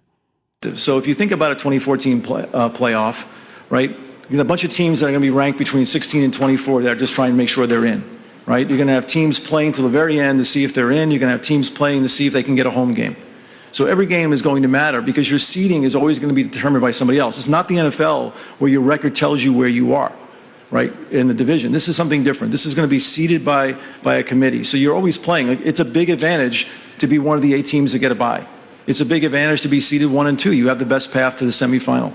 It's a lot different to go on the road in the first round game than it is to host one in your stadium. So I think we've got a lot of different incentives all across the format that keep you playing hard to the very end. Secondly, I think the idea that we're playing more competitive games is going to be crucial. Like, I just think, giving fan games late in the season, and there's another piece of it. Like, we shouldn't separate. We've got institutions making incredible investments in football. And it's really important to maintain that commitment to invest, and you have to have opportunity to play to maintain that investment. So while the bowl system has done great things for college football for a really long time, when you get into a playoff world like this, it takes up all the air. And so the success is defined very specifically about the playoff. And so we just got to, I just firmly believe we create the access. Look, I know there's things out there we get asked all the time, well, this fan poll said this and this poll said that. I'm really confident that we'll fill our stadiums and we will have really large audiences watching these games if we expand. Yes, people will watch them, but that doesn't mean that we need to do it. There is no logical reasoning that you could give me to expand the college football playoff to 24 teams. This was my stance from the beginning, and I acknowledge I've changed a bit when it's come to that. But at what point are we willing to tell the 5th place team in the SEC, you need to get better? At what point are we willing to tell the 6th place team in the Big Ten, I'm sorry, you weren't good enough, so go to the Holiday Bowl. Come back next year, you'll get another opportunity. Come back next year, but you aren't good enough to compete for a national championship. 24 teams? They want the college football season to go to Easter, don't they? Is that what they want? What are we doing here? No, I don't want 24 teams in the college football playoff. I think you could argue 12 is honestly too many. If we're getting games like James Madison and Tulane, then 12, we don't got enough to get a good 12-team tournament. But you know what? I accept it. Again, I'm cool with going to 16. You want to have a couple of playing games for those teams that are right there on the fringe? Sure. 24? So basically, every ranked team deserves a chance to play for the national championship? Stop it. So I'm not surprised. And you guys might want to hear this. The SEC is actually against this. The Big Ten is for it. The Big 12 is for it because, of course, they are. Why would the Big 12 be against this? You get more teams. Right now, the system you got, you don't get multiple teams if you're the Big 12. You get 1, maybe 2. The ACC, you get 1. Sometimes you don't even get that. Of course you want 24 teams. Of course Notre Dame is for the 24-team system. They'd always make the college football playoff if the top 24 teams got in. But do you need it? This was my reasoning from the very, very beginning. If they expand to 24, all they've done is figure out a way to make bowl games matter again. We do not need to see the 17th and 18th best team play each other for a chance to advance. No, that's what the Holiday Bowl is for. That's what the Alamo Bowl is for. These kids told you they didn't want to play in these bowl games. They've been opting out of them, and it's messing with your bottom line. So you guys are trying to rig up a system to get all these kids to play in these bowl games. No, I'm not falling for it. We don't need a 24-team playoff. This is the absolute worst thing that could happen for college football. Listen, I am a person who there are definitely some tinkers and some moves and some things I want to see the college football playoff do. I want to see more games on campus and less games on neutral sites. I want to see, I agree with you, 16. I want to see an even team. I want to see, a system where the group of 5 teams have an equal chance to the SEC. And it shouldn't just be, we presume the strength of schedule is the SEC's advantage. I want some tinkering changes and I want improvements. 24 is not an improvement. 24 is worse. You said it perfectly. I don't need to see a team that finished 24th last year in the AP poll have a chance to win the national title. I really don't. I don't even know who finished 24th last year in the poll. I don't know who that team is. A team that barely made the top 25 in the season gets a chance to play the 12 seed? Why? Oh, they won a standalone game. They're not beating Oregon. They're not beating Alabama. They're not beating Georgia. So 16 more games on campus. I'll come and I'll be happy and I'll support and I'll be a great time. 24 is just nonsense. It's just total nonsense. Yeah, and I'm looking at it right now and I'm seeing that people are, saying the FCS uses this model. Great. That's phenomenal for the FCS. That's good. I'm all for it at that level. If you want to have the FCS can have a 64-team playoff for all I care. I don't mean any disrespect towards them. I don't care how the lower levels are operating their playoff in college football. I don't care how they're doing it. I care how the highest level is doing it. That's what I care about. We don't need 24 teams. We don't. If you at the FCS level, where it's a little bit different, where they don't have bowl games in the same traditional way that they have at the higher level, good. That's fine with me. But we're talking big-time, billion-dollar business college football at the D1 level. There ain't no reason to have 24 teams. There ain't 24 good teams. Just get better. I don't know why we're afraid to tell these teams to get better. Hey, I'm sorry, Michigan, you didn't make the college football playoff this year. Recruit better next year. Hit the portal, and you'll get another chance next year. But you get to be in 19th place and still get a chance to advance your season? No, go to the Alamo Bowl. That's where I want you to go. All right, coming up on the other side, some of the over-under numbers are out. I want to read to you guys what Vegas thinks Patrick Mahomes is going to do, because they are not super optimistic, in my opinion, about this offense. We'll get to it. We'll also give you a chance to win Spider-Man tickets. Keep it right here, so drive. The Drive with Carrington Harrison on Kansas City's only FM sports station, 96.5 The Fan. Here's your traffic report on 96.5 The Fan. Brought to you by SWL Injury Law, the Car Crash Kings. It's what they do. Visit SWLinjurylaw.com. Crash cleanup continues near Blue Springs. Little slow through the area, 70 eastbound at Adams Dairy Parkway. Scoot to the left through here. Westbound side, 70, a little slow from Oliver Delay. I'm Val with traffic on 96.5 The Fan.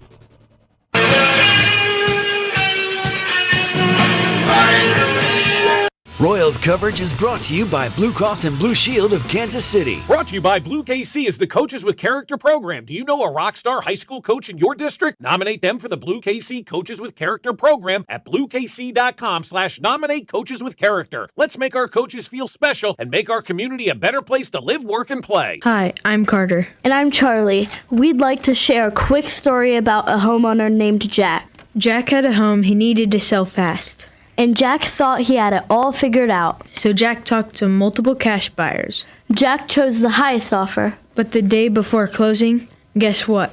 The buyer backed out. Leaving Jack with the moving truck all packed in the driveway and not sure what to do. Jack learned the hard way that the highest offer isn't always the right offer. Jack got suckered. Make sure you aren't hung out to dry. Call our dad at Rex Buys KC. Our dad is local, he knows Kansas City, and he actually closes deals. No repairs, no fees, no showings, no surprises. Just a fair cash offer and a smooth process. Now, don't be like Jack. Call 816-330-6000 or visit rexbuyskc.com. Rex Buys KC, helping people make smart choices one home at a time. Finding great candidates to hire can be like, well, trying to find a needle in a haystack, but not with ZipRecruiter. Its powerful technology actively finds and invites qualified candidates to apply to your job. So while other companies might deliver a lot of hay, ZipRecruiter finds you the needle in the haystack. See why 4 out of 5 employers who post a job on ZipRecruiter get a quality candidate within the first day. Try ZipRecruiter for free at ZipRecruiter.com/team. That's ZipRecruiter.com/team. ZipRecruiter. You like saving money, right?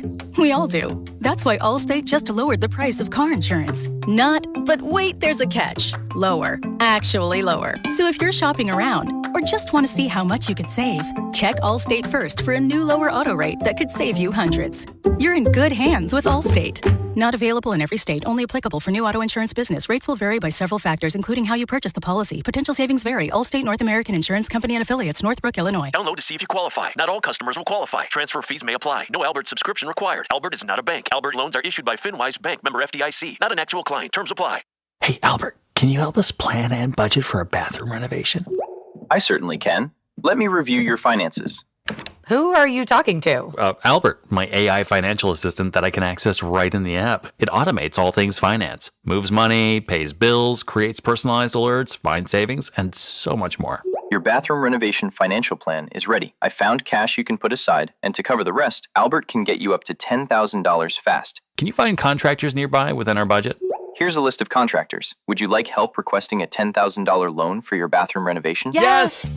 Download the Albert app and use promo code MOVE to access Genius. Plus, get up to $10,000 for whatever you need. Just download the Albert app right now and use promo code MOVE to get up to $10,000. That's promo code MOVE. Tonight, expect a temperature of 73 with a slight chance of showers and thunderstorms. Weather brought to you by Capital One. Capital One offers no fees or minimums on checking accounts. What's in your wallet? Terms apply. See CapitalOne.com/bank guide. Capital One N.A. member FDIC. Meet Taylor Burks, the woke liberal play-acting Republican to run for Congress. Burks bankrolled and praised a never-Trumper, then attacked President Trump and his supporters. Burks' PAC even endorsed a Democrat who backed Hillary Clinton for president. Never Trump money, Democrat endorsement, liberal applause. And while serving on the board of Truman State University, Taylor Burks oversaw the school's transition into a cesspool of woke garbage. Under his watch, a performance of the vulgar vagina monologues mocking conservative values, and a pride exchange closet providing new clothes after sex changes, the go-to boutique for trans students looking for a wardrobe tailored to them. Woke Taylor Burks, a bad fit for Missouri. The two-faced liberal phony we can't trust. Win It Backpack is responsible for the content of this ad. Paid for by Win It Backpack. Not authorized by any candidate or candidates committee. WinItBackpack.com. Liberty Mutual customizes your car and home insurance. And now we're customizing this rush hour ad to keep you calm, which could help your driving. And science says therapy is great for a healthy mindset. So enjoy this 14-second session on us. I think you've done everything right and absolutely nothing wrong. In fact, anything that hasn't gone your way could probably be blamed on your father not being emotionally available because his father wasn't emotionally available, and so on. And now that you're calm and healing, you're probably driving better too. Liberty, liberty, liberty, liberty. It's Telly Tire and Auto Center summer sale. Buy 4 new Continental tires and save up to $350 with instant mail and rebates when you add installation, road hazard protection, and wheel alignment. Hurry, offer ends July 31st. Take it to Telly. Details at tellytire.com. Rob Sight Ford, KC's Ford volume leader and top rated on Google. 135th and State Line. Rob Sight Ford, your 2025 Ford volume leader. Top rated on Google with 4.8 stars and 3,000 plus reviews. The best selection, best prices, and Kansas City's best customer service. Visit Rob Sight Ford at 135th and State Line. Buy right, save big, and drive home a winner. Only at Rob Sight Ford. Range Bait with Dusty Likens is now up on the Fan's YouTube, Instagram, and Twitter channels. 96.5 The Fan, KFNZ FM and AM, HD1 and HD2 Kansas City, in Odyssey Sports Station.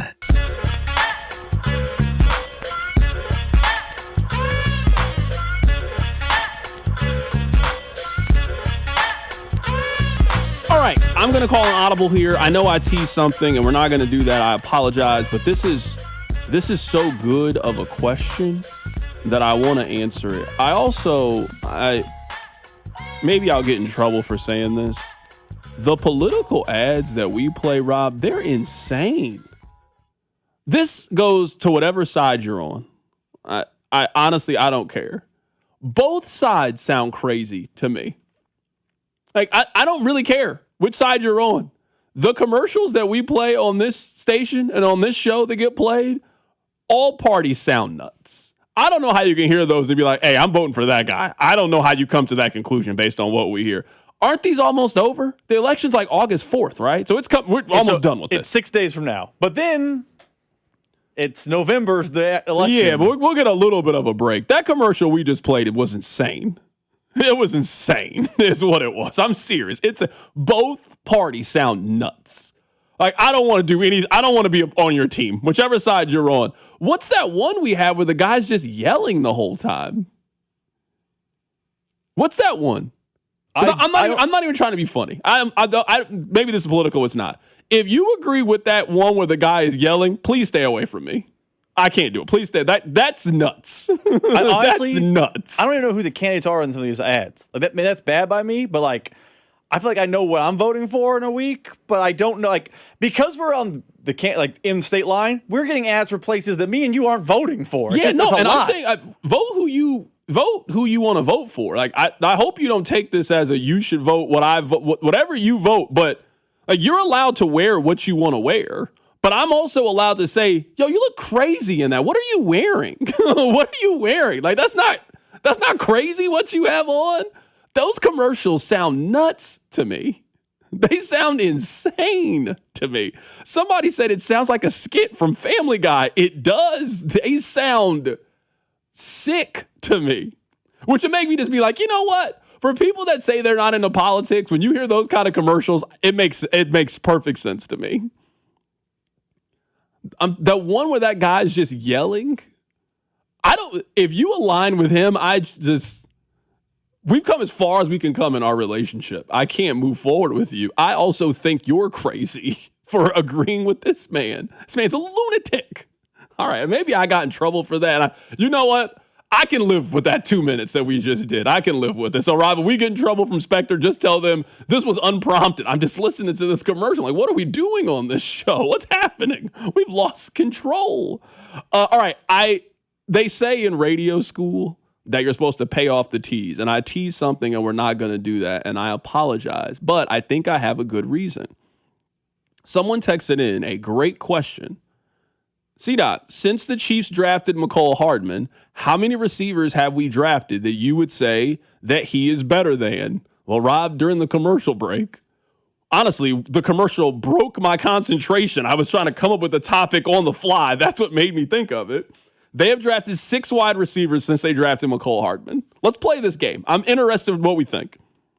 The 6 receivers they've drafted since they got McCole Hardman are Cornell Powell, Sky Moore, Rashee Rice, Xavier Worthy, Jalen Royals, and Cyrus Allen. Those are the 6 receivers they've drafted since then. Let's play this game. Is McCole Hardman better than Cornell Powell? Yeah, I mean, come on now. Can we play the game? We can just skip past that one. Goodness gracious. Sky Moore. Yeah, skip past that one. Rashee Rice. No. Rice is better than Hardman. McCole's better than those other 3? 100%. Yep. Yes, I think McCole Hardman's better than Xavier Worthy. I don't know if that was clear enough to you guys out there, but yes. If you look at McCole Hardman's first 2 years and you look at Xavier Worthy's first 2 years, McCole Hardman has been better up to this point than Xavier Worthy. I think Worthy can get better than Hardman, but they're the Spider-Man meme to me. Spider-Man's been a theme today, but they're very similar. I would lean Hardman after 2 years. I agree with that. I'm not as definitive as you are, but I think Hardman has been better through a 2-season sample size. McCole Hardman's best year, he had 59 catches for 693 yards. Do you think that Xavier Worthy will have a season in Kansas City where he does better than that? I think he has around that his 1 year, right? 638, yep. So a little bit less. So it's 60 yards, but yes, that's less. That's not more. They're in the ballpark. That's the under. I think Worthy can have more than that. I don't know that he will, if that makes sense. Because I think Worthy is a more talented player than Hardman, but Hardman has been more productive, I guess, is the fence riding I will do here. Brett Veach has a lot of strengths. I know sometimes I give Veach grief about certain things. Sometimes I'm right. Sometimes I'm wrong. That's kind of the job. They drafted McCole Hardman before COVID. They've drafted 1 wide receiver that we can say is better than McCole Hardman post-COVID. 1? And by the way, it's not like that 1 wide receiver is, a star. He's not Calvin Johnson. He has his own set of problems. Okay. I just was wondering. I wanted to at least acknowledge that. I know I teased something different, but That was a great question. You asked a question like that, we'll stop what we're doing to answer your question. That's a really good question. They've drafted one wide receiver. Have they even got one in free agency that's better than McCole Hardman since then? Sammy Watkins was before him. Yeah, Sammy Watkins was before. No, Juju. Juju was better. Okay, I'll give you Juju. I'll give you Juju. Juju's better. I will give you Juju for sure. When did they pick up? MVS would have been after. Yeah, when did they get MVS on the roster? MVS probably a wash. He had 1 year of like 700 yards, which is better than Hardman. Are we sure MVS is better than McCole Hardman? I think they're a wash. Because MVS, his best year was 42 catches, 687 yards was the best year that he had for them. So a little bit lower than McCole's best year in Kansas City. But very similar. But year 2, there was a big drop-off. A substantial drop-off. He went from 687 to 315 and then was off the team. Yeah, and then they cut him. So I think year 1's a wash. I take Hardman over because longevity. So we're saying in 7 seasons, they've had 2 receivers better than McCole Hardman? Because Thornton is worse than Hardman.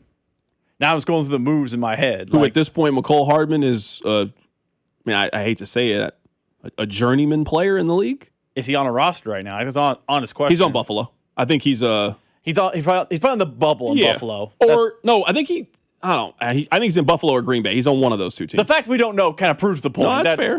That's fair. It's not like McCole. It's not. We know where JSN is. Yeah, that's fair. And I mean, hey, McCole, I mean, you're not mad at this. You're gonna play. I mean, he's been in the league for 7 years. He probably plays a couple more years. He may be out of the league by 30 years old. You made good money. You were a high 2nd-round pick. You got another contract. Like, you've probably made $8 to $10 million in your life playing football. You got the dream of playing in the NFL. You'll always be welcome back in Kansas City. You caught a game-winning touchdown pass. You can always show up at some card conference and sign things. And it's a good life. If you're McCole Hardman, for sure, it's a good life. But I guess one of the conversations about the position is just, of all the positions on the field, this is probably the position that they have struggled the most under Brett Veach in drafting. Like, if you're going to say they are really good at corner, and they have proven they are very good at corner, they drafted Snead, they drafted McDuffie, they drafted Jalen Watson. They have hit on corners in the last 7 years. Their weakest position is probably at wide receiver. Guess you could argue running back, but they just don't take a lot of swings at running back. They drafted Isaiah Pacheco and then just never drafted another running back. They waited 4 more years to draft another running back. That's not how they treat receiver. They basically draft a receiver every year. I mean, I actually would say they put more investment running back. They drafted Edwards-Helaire. That was a first-round pick. I mean, he washed out. I mean, it didn't work, but they put a massive investment in running back. I mean, they've done that at wide receiver. I mean, they spent a 2nd-round pick on Moore. True. They spent a 2nd-round pick on Rice, a 1st-round pick on Worthy, a 2nd-round pick on McCole. That's fair. I mean, they have spent resources to try to be good at receiver. They don't usually go spend the big free agent dollars. Like, they're not getting Alec Pierce when he's a free agent, but they certainly have tried to be good at wide receiver based on their resources, and they just haven't hit on one. I would say they hit on Rashee Rice, but that's another conversation for another day. It's a lot of other nonsense going on with him, but that's not a miss of a pick. Jalen Royals looks like he's going to be a miss. I don't know the pathway right now for Jalen Royals to be on the field. That's a miss. Completely different round. Less risk. You can live with that when it comes to a guy like Jalen Royals. But Rice has been a good selection for them with where you got him. It's just been the off-the-field things and the distractions that have kept him off the field. Yeah, I feel like lost in the shuffle of all the Rice problems is he's been a productive wideout. Now, we had Price Carter on the show earlier, and he said it's kind of because the Chiefs force-feed him. I don't know I disagree with that statement, but he's been a good wide receiver. He just has his own set of flaws. I mean, there's no other way to say it. He has his own set of flaws. He has spent time in jail. He has been in courtrooms. He has been on TMZ. He has been on Instagram, doing all the stuff you don't want wide receivers to do. Do you think that McCole Hardman is better than Tyquan Thornton? Yes. Oh, yeah. I do, too. Someone asked about, you're talking about in Kansas City, because DeAndre Hopkins was a better player than Hardman, but not in Kansas City. I agree with that. Yes, McCole Hardman's best year in Kansas City was better than DeAndre Hopkins' best year in Kansas City for sure. Also, I don't think Hopkins was all that good in Kansas City. I don't think he was okay. I don't think he was all right. I don't think he was bad. I think he's just fine. He was like a 300-yard guy, right? Yeah. No, he had 41 catches for 437 yards. I think the conversation with DeAndre Hopkins was, I think he was just okay when he was here. But you remember the conversation was, well, they're saving him. They're saving him for the postseason. Then the postseason came and I'm like, wait, I actually don't think they're saving him. I think this is who he is in a Kansas City Chiefs uniform. He's a declining player. Also, the lasting image of him for Chiefs fans is that drop in the Super Bowl. I mean, the game was kind of over. Yeah, it was over. But there were a couple of moments in that Super Bowl where it was like, oh, we're getting pummeled in this game. The interception right before the end of the first half was we're getting pummeled in this game. The DeAndre Hopkins drop. Now, I'm going to compare this to Travis Kelce, and I want to say it as respectfully as possible. DeAndre Hopkins is an example of how quickly it can end. DeAndre Hopkins had 1,000 yards in 2023. He followed that up with 173, 437, 330. He followed it up. It was over real quick with DeAndre Hopkins. He was good up until a certain point, and then it was over. So, and we're having these conversations about Kelce and the offense, and we all expect Kelce to be good this year and continue to contribute, and he has done a good job defeating Father Time, and he has bounced back. There was a time there he was moving like he had a piano on his back. He looked real slow there for a stretch, but he has bounced back well. We just see it too much with athletes. You will have 1,000, Julio Jones, you will have 1,000 yards, and then we will never see you again, and it will happen in a blink of an eye. The Chiefs are in a race against time with their number one pass catcher with Travis Kelce. We're going to give you another chance to win Spider-Man tickets. We're going to play a sounder during the break. Call 913-586-7965. I only say that because you'll start calling right now, and then you'll be like, oh, I can't win. Well, because you called too soon. That's why you couldn't win. Keep it right here. It's The Drive. You're listening to The Drive. My man, Carrington Harrison. On Kansas City's FM sports station, 96.5, The Fan. Let me tell you guys about my friends over at Gates Barbecue. Did you know that this year Gates is celebrating their 80th anniversary? They're not one of these barbecue restaurants, fly by night, just pop up, trendy. No, we're talking about a Kansas City staple. We're talking about when you come in town for a world-class soccer event or a football game, or you just want to see some of the sights and sounds of the city. Gates is one of the places that you need to be stopping at, and I'm happy to be telling you about them. 5 locations around town. Rob, if you're the one doing the run around, you can always run into Gates Barbecue. Get yourself a small party tray. Get yourself a large party tray. Get yourself some of the classic sides. Get yourself the burnt E-Mac. Get yourself the fries and have them put the seasoning on it. Absolutely fantastic. Now, let me tell you this. You know, I've been trying to eat a little bit differently. I've been trying to cook at home more. I got to have that Gates seasoning. I'm using it almost every single meal that I put together. I'm putting it in the rice when I'm making rice with the rice cooker. I'm putting it in my breakfast. I'm making it for dinner. So make sure you get some of that Gates seasoning. I know some of you like to grill on your own. You know that is not an activity that I participate in, but I like watching you grill. Make sure you have some of that barbecue sauce the next time you are throwing something on the grill as well. No matter what your barbecue needs are, please make sure they include Gates Barbecue. This is the story of the one who keeps multiple buildings running smoothly day after day. Plumbing that flows, HVAC that hums, cleaning supplies that keep surfaces sparkling. That's why she counts on Grainger. With easy reordering online and 24/7 support, Grainger helps her keep the products she needs on hand. So shelves stay stocked and buildings stay ready. Call 1-800-GRAINGER, click Grainger.com, or just stop by. Grainger, for the ones who get it done. Pump up the volume. Business moves fast. Orders roll in, deadlines close in. When you ship with USPS Ground Advantage, you can keep up with confidence. Every package stays in our secure network from dock to door. And with nationwide reach, dependable tracking, and upfront affordable pricing, you get built-in peace of mind. You run the business. We run the routes. Visit USPS.com/Ground Advantage to learn more. USPS, official shipping sponsor of the NHL.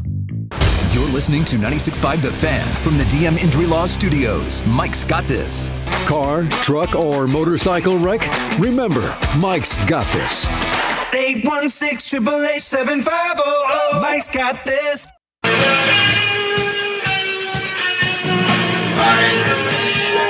Shawnee Mission Ford is under all new management, and Shawnee Mission is dealing because summer's better at the lake, on a road trip or hauling a backyard project, and summer's simply better in a Ford. So if you have not shopped Shawnee Mission Ford in a while, well, the rules have changed in your favor. They're never going to be undersold. They're always going to make you feel like family. In fact, if you bring them any written offer on the same vehicle, they will match it or beat it, period. And right now, the F-150 is even better. Get 2.9% APR plus a $1,000 Ford credit bonus cash on the new 2026 F-150. That's right, only 2.9% with $1,000 of bonus cash, making the F-150 the truck you could afford this summer. Shop them right now at ShawneeMissionFord.com. That's ShawneeMissionFord.com. Just off I-35 on Shawnee Mission Parkway. Life's better in a Ford. Discover yours today at Shawnee Mission Ford. 2.9% APR with approved credit through Ford Credit. Auto buyers will qualify. Excludes Raptor. Dealer administration fee $7.99. Price match applies to a valid written offer from a licensed dealer on an identical in-stock vehicle with comparable mileage and the same trade valuation. Exclusions apply. See dealer for details.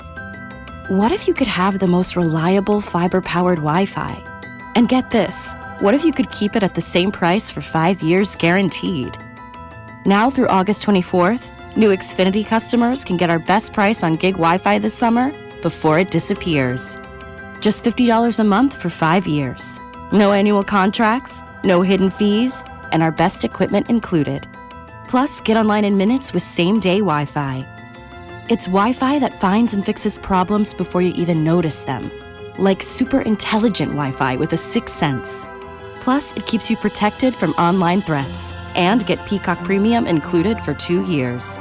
Lock in your price and unlock the possibilities. Get it now at Xfinity.com. Xfinity. Imagine that. Restrictions apply. Requires paperless billing and autopay with stored bank account. Taxes and fees extra. Speeds vary. Use of fiber coaxial cable. Learn more at Xfinity.com/same-day Wi-Fi. Someone had a birthday. Yep, 50. Can't believe it. 50 years of wisdom. Great segue. We have a health reminder from the CDC.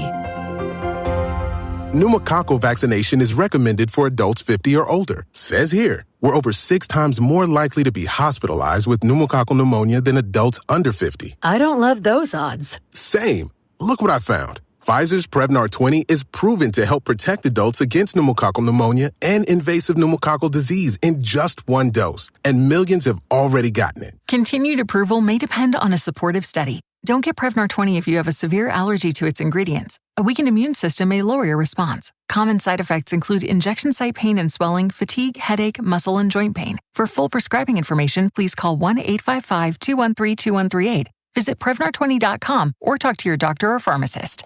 I'm on Prevnar20.com now, scheduling my appointment. Good idea. And happy 50th. Brought to you by Duke's Real Mayo. This is the Duke's Country Song. It's a song about the best mayo. It has a yellow lid, and its full name is Duke's Mayonnaise. Get Duke's Mayo in store. It's got twang. Tune in for the Fan Club Fridays at 1 o'clock with Cody and Gold, presented by Circus Sports. Want your shot at $30 million in guaranteed prizes? Enter one of Circus Sports' premier football contests. Visit circusports.com for details. Enter in Nevada. Play from anywhere. 96.5 The Fan. Here's your traffic report on 96.5 The Fan. Brought to you by SWL Injury Law, the Car Crash Kings. It's what they do. Visit SWLinjurylaw.com. Crash to watch for 435 northbound as you approach 24 highway. It is the left lane that's blocked. Good news, that crash down near Belton has cleared, but still very heavy both directions, north and southbound. It's starting to unwind. I'm down with traffic on 96.5 The Fan. Hey, it's George Karlaftis from the Kansas City Chiefs. Welcome to the Drive with CDOT on your home for Chiefs football. 96.5 The Fan. All right, let's have an NFL conversation. So one of my friends, his name is Matto, shout out to him. He alerted me that today the player props went live on FanDuel in the National Football League. And he said, hey, did you see what they have Mahomes projected at? I hadn't seen it yet. So I moseyed on over there. And FanDuel has the over-under on passing yards for Patrick Mahomes at 3,600. And they have his over-under on touchdown passes at 24. I guess maybe the best place to start is this. Do we think this is they don't think Patrick Mahomes is healthy, or they don't think that Patrick Mahomes is the best quarterback in the NFL anymore? Because if you're pretty optimistic about Patrick Mahomes, this seems like a clear over to take. I mean, him throwing for less than 3,600 yards, it's basically what he did last season, but he also didn't play the final 3 games of the season because of injury. Every other year, he has cleared this pretty easily. I mean, even 2 seasons ago in 2024, when the Chiefs had their offensive issues, he threw for 3,900 yards, and he also didn't play the last game of the season. 3,600 yards to me seems like a criminally low number, and Vegas is usually really good at projecting and not giving you something that you think is a very, very safe bet. I would have expected this number to be 3,900, 3,950 is what I would have expected it. 3,600 yards for Patrick Mahomes in this offense is either you don't think he's the best quarterback anymore, either you think he is more injured than the Chiefs are letting on, or Vegas, and we'll get to the numbers when it comes to their pass catchers, they have very little respect for the guys who are going to be catching passes for the Kansas City Chiefs. Rob, how do you hear that number where FanDuel right now has Patrick Mahomes passing yards at 3,600? They don't think he's playing the first couple weeks of the season. That's what that number sounds to me. Maybe he's not the 5,000-yard guy he was during his first MVP season, and maybe he's not even like a 4,500-yard guy like his other MVP season. 3,600 is, I mean, I would have to look this up. Who are the top yards guys in the NFL last year? Like, how many of them crossed the threshold last season? Because if it's, 23rd among quarterbacks, then that's an absolute slap in the face to Patrick Mahomes. I'm pulling up the stats now. So over that number of 3,600 would have been 12th best in the NFL, which ironically was Patrick Mahomes last year. He is going to throw for more than 12th best in the NFL among yards in 2026. He just is. So I think they think he's going to be hurt again. Or he's going to miss time again because of the injury. Yeah, I'm seeing a lot of people say this. Maybe they think the running back will score more via the run. Somebody else says these numbers are a byproduct of Ken Walker, touchdown and yards. I mean, they have Kenneth Walker's over-under at 925. Vegas doesn't think that Kenneth Walker's having some crazy season. They think he'll be a good player for sure. I don't think anyone doubts that.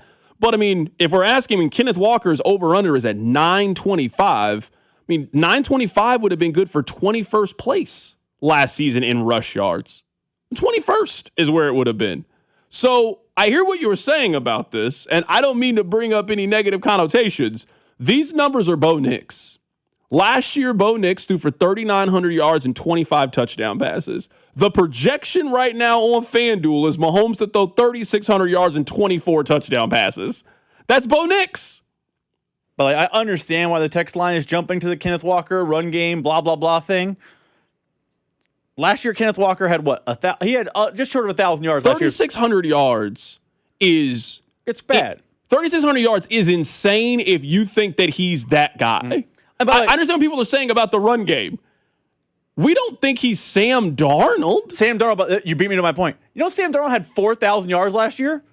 With an elite run game behind him, Sam Darnold had 4,000 rushing yards last year. The last 2 seasons, Darnold threw for 4,300 yards in Minnesota. Like, I understand people don't have the numbers here, the computer like we have it now. Mm-hmm. I just don't think you guys understand how criminally low throwing for 3,600 yards are. Josh Allen had James Cook behind him, threw for over 36,000 yards last year. I mean, last year, Caleb Williams was 60 yards short of 4,000. That's what I'm saying. This number, if you think Mahomes is still Mahomes or you got confidence in the wide receiver, this should be 3,900. The question is, do you think Mahomes throws for 4,000 yards? 36 is low for a player of his caliber and an offense that we all think is going to be better because they run the football more effectively. Like, if you're looking at the guys last season that, they would have hit their under for this, it's some bad quarterbacks that threw for less than 3,600 yards. I'll give you a handful of the list.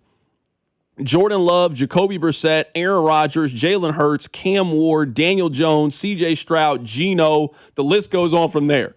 If you're a good, capable starting quarterback, this is an over for you, unless you get hurt. This is an over for you.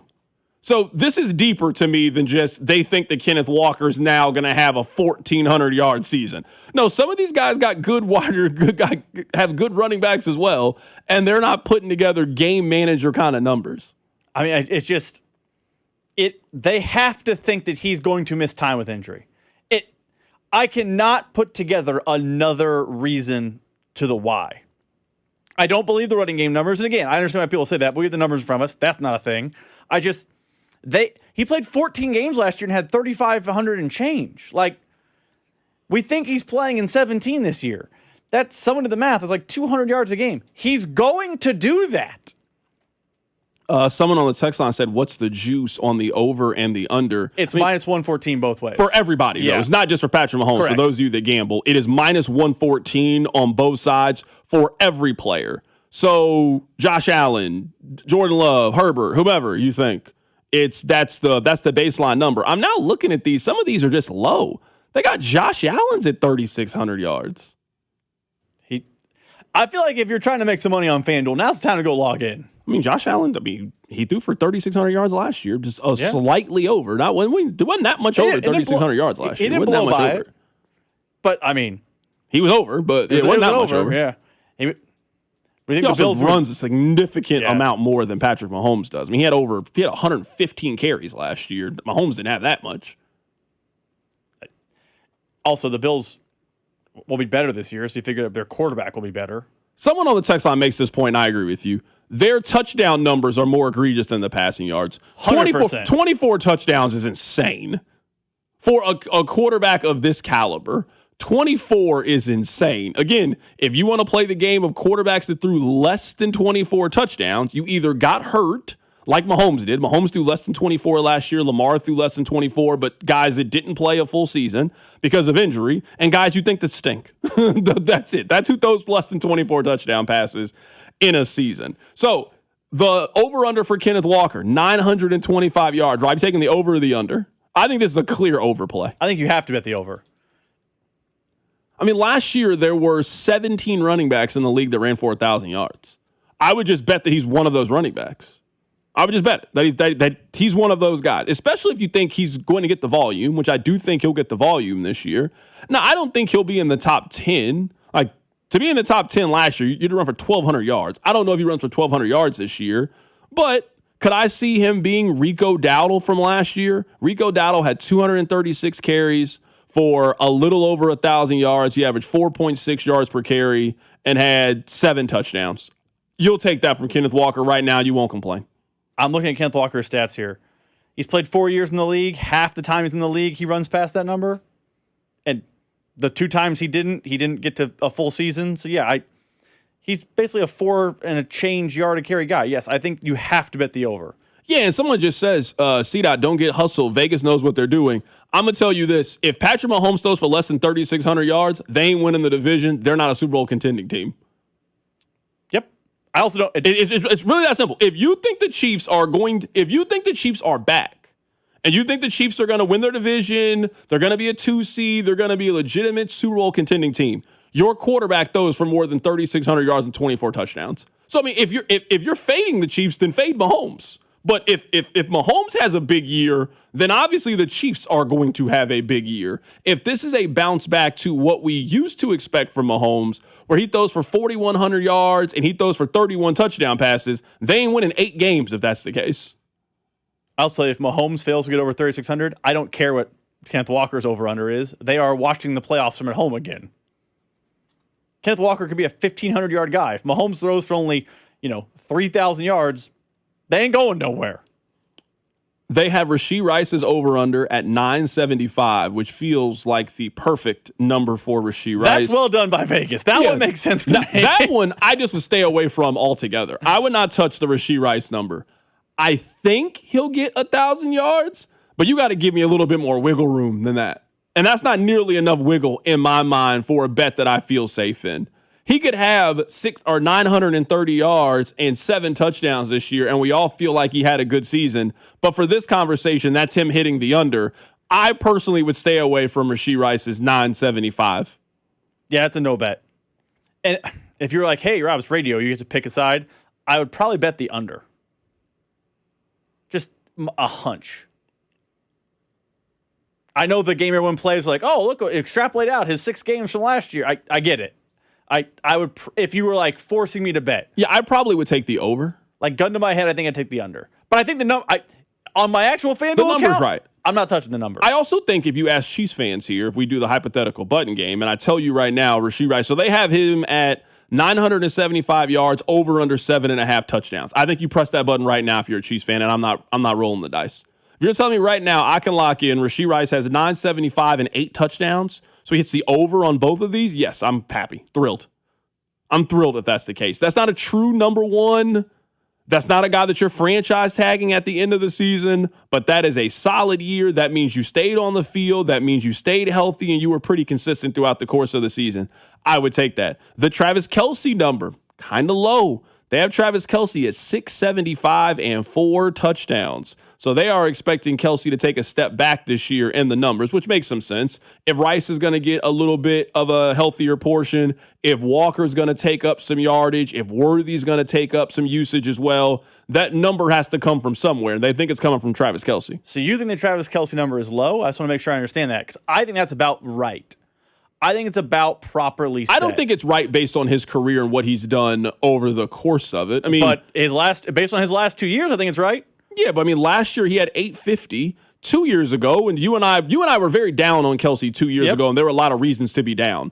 He was averaging 8.5 yards per catch. He had 823 yards there. He's never had less than 800 yards in a season. So 675 is, again, you think that he could potentially get injured, which he has played in at least 15 games every year since he tore his ACL his rookie season. So he has been a very healthy, consistent player in the league. And his usage is always going to be there. Travis Kelce hasn't had less than 100 targets since his rookie year, and even then he got 87. If Travis Kelce gets 87 targets this year, he's getting more than 675 yards. That is so. Of all the bets that we have thrown out so far, the one you feel most confident, which you guys probably won't believe me given what I've said about Kelce in the past, 675 yards. Yeah, I would take the over on Kelce. I agree. The over is the play. I don't think the number's as mind-bogglingly low as like the Mahomes numbers. He is going to, for the first time since his rookie year, have under 100 targets this year, right? Like, maybe. The Chiefs offense needs to have him have under 100 targets. I don't disagree with you, but it's as weird as it may sound. Who's more likely to play 17 games this year? Is it Travis Kelce or Rashee Rice? Who's more likely to play 17 games this year? Is it Travis Kelce or Xavier Worthy? Who's more likely to play in 17 games this year? Is it Travis Kelce or Tyquan Thornton? If the answer is Travis Kelce in all of them, and he is reliable, and you're going to go to what you know and what feels familiar, Travis Kelce is going to be an important part of their offense. I know you and I have been saying this. Hey, you got to take his usage down. But it's kind of like with Salvador Perez. They've never stopped using him. They use him differently than they did. But every day you are penciling Salvi into their lineup. It doesn't matter what Salvi is hitting. It doesn't matter the wear and tear. Salvi's playing. So as long as Travis Kelce's on the team, they're not giving Travis Kelce 45 targets this year. No, they're throwing it to him a lot, is what I would guess. I agree with everything you're saying. I understand why Vegas and the sportsbook, and again, I do think the number is a little low, but I do understand why Vegas is thinking 700-ish yards is about right for guys who are 36. You just talked about DeAndre Hopkins, how it ends fast, and how he is no longer offensive weapon number one in Kansas City. They are probably putting that into their equation. I would still bet the over on Travis Kelce, but I don't think it's a sign of disrespect where the number is set. I think there are reasons for what Vegas is doing. Yeah, I mean, this would be outside of the top 10 in yardage, just based on last season. I understand it changes from year to year, but this would be outside of the top 10. This would have been a little bit more than Gadsden on the Chargers last year, a little bit more than Kittle, but Kittle also is a guy who was super banged up throughout the season. What does that come out to as an average? I don't have it off the top of my head here. What's the average if Kelce just gets 675 yards over a 17-game season? I'm going to assume his average is probably a little bit higher than that. That would be just based on how they use him. If he gets all 17 games and hits the 675 number exactly, that's 39 yards a game. Yeah, I'm going to guess that he does better than that. Yeah, I would agree with that too. Even with all of the options that they have that are out there. I agree. 675 just feels a little bit low to me. If I had to guess for Travis Kelce, this is probably in the 750 to 815. He's probably somewhere in that range, a little bit decreased usage, but he's just so good at still finding spaces in zone. The yards after catch is not there anymore, but on a 3rd and 5, find a space, get open, get down. He's still one of the best in the NFL at that. Yeah, I would bet the over on him. So the text line says he'll race past 100 targets. He only had 108 targets last year. Like, Rashee Rice, toward the end of the season, started gobbling up his target share down the stretch. Now, the season didn't matter, and Chris Oladokun was throwing down the stretch, but I just don't think it's a disrespectful number. I would still bet the over, and my FanDuel account literally has him on the over, but I don't think it's a slapping Travis Kelce's face to have him at 675. I would assume that he has less than 100 targets this year. I would imagine. Now, I do agree with you on this. I mean, Travis Kelce was 27th last year in targets. Now, some of that was out of necessity because of Worthy, because of Rice, and he also finished out the season where those guys didn't finish out the season. So, yeah, I'm with you. I mean, that Christmas game, Oladokun was force feeding Travis Kelce in that game. He probably can't be that high up in targets again. Like, the fact that Travis Kelce is around Tyler Warren and Harold Fannin in terms of targets, like in the league, and those guys are under 25 years old, goes to the point that I think you and I are at. He's being used like he's 25 years old, and he's not that anymore. You got to use him a little bit more realistically in how you're going to use him in the pass game. So those targets have to come down, and just by default, you have to give those targets to your younger guys. I mean, last year, I understand it was because of injury, Xavier Worthy only had 59 touches last year. You got to get that number up to 70.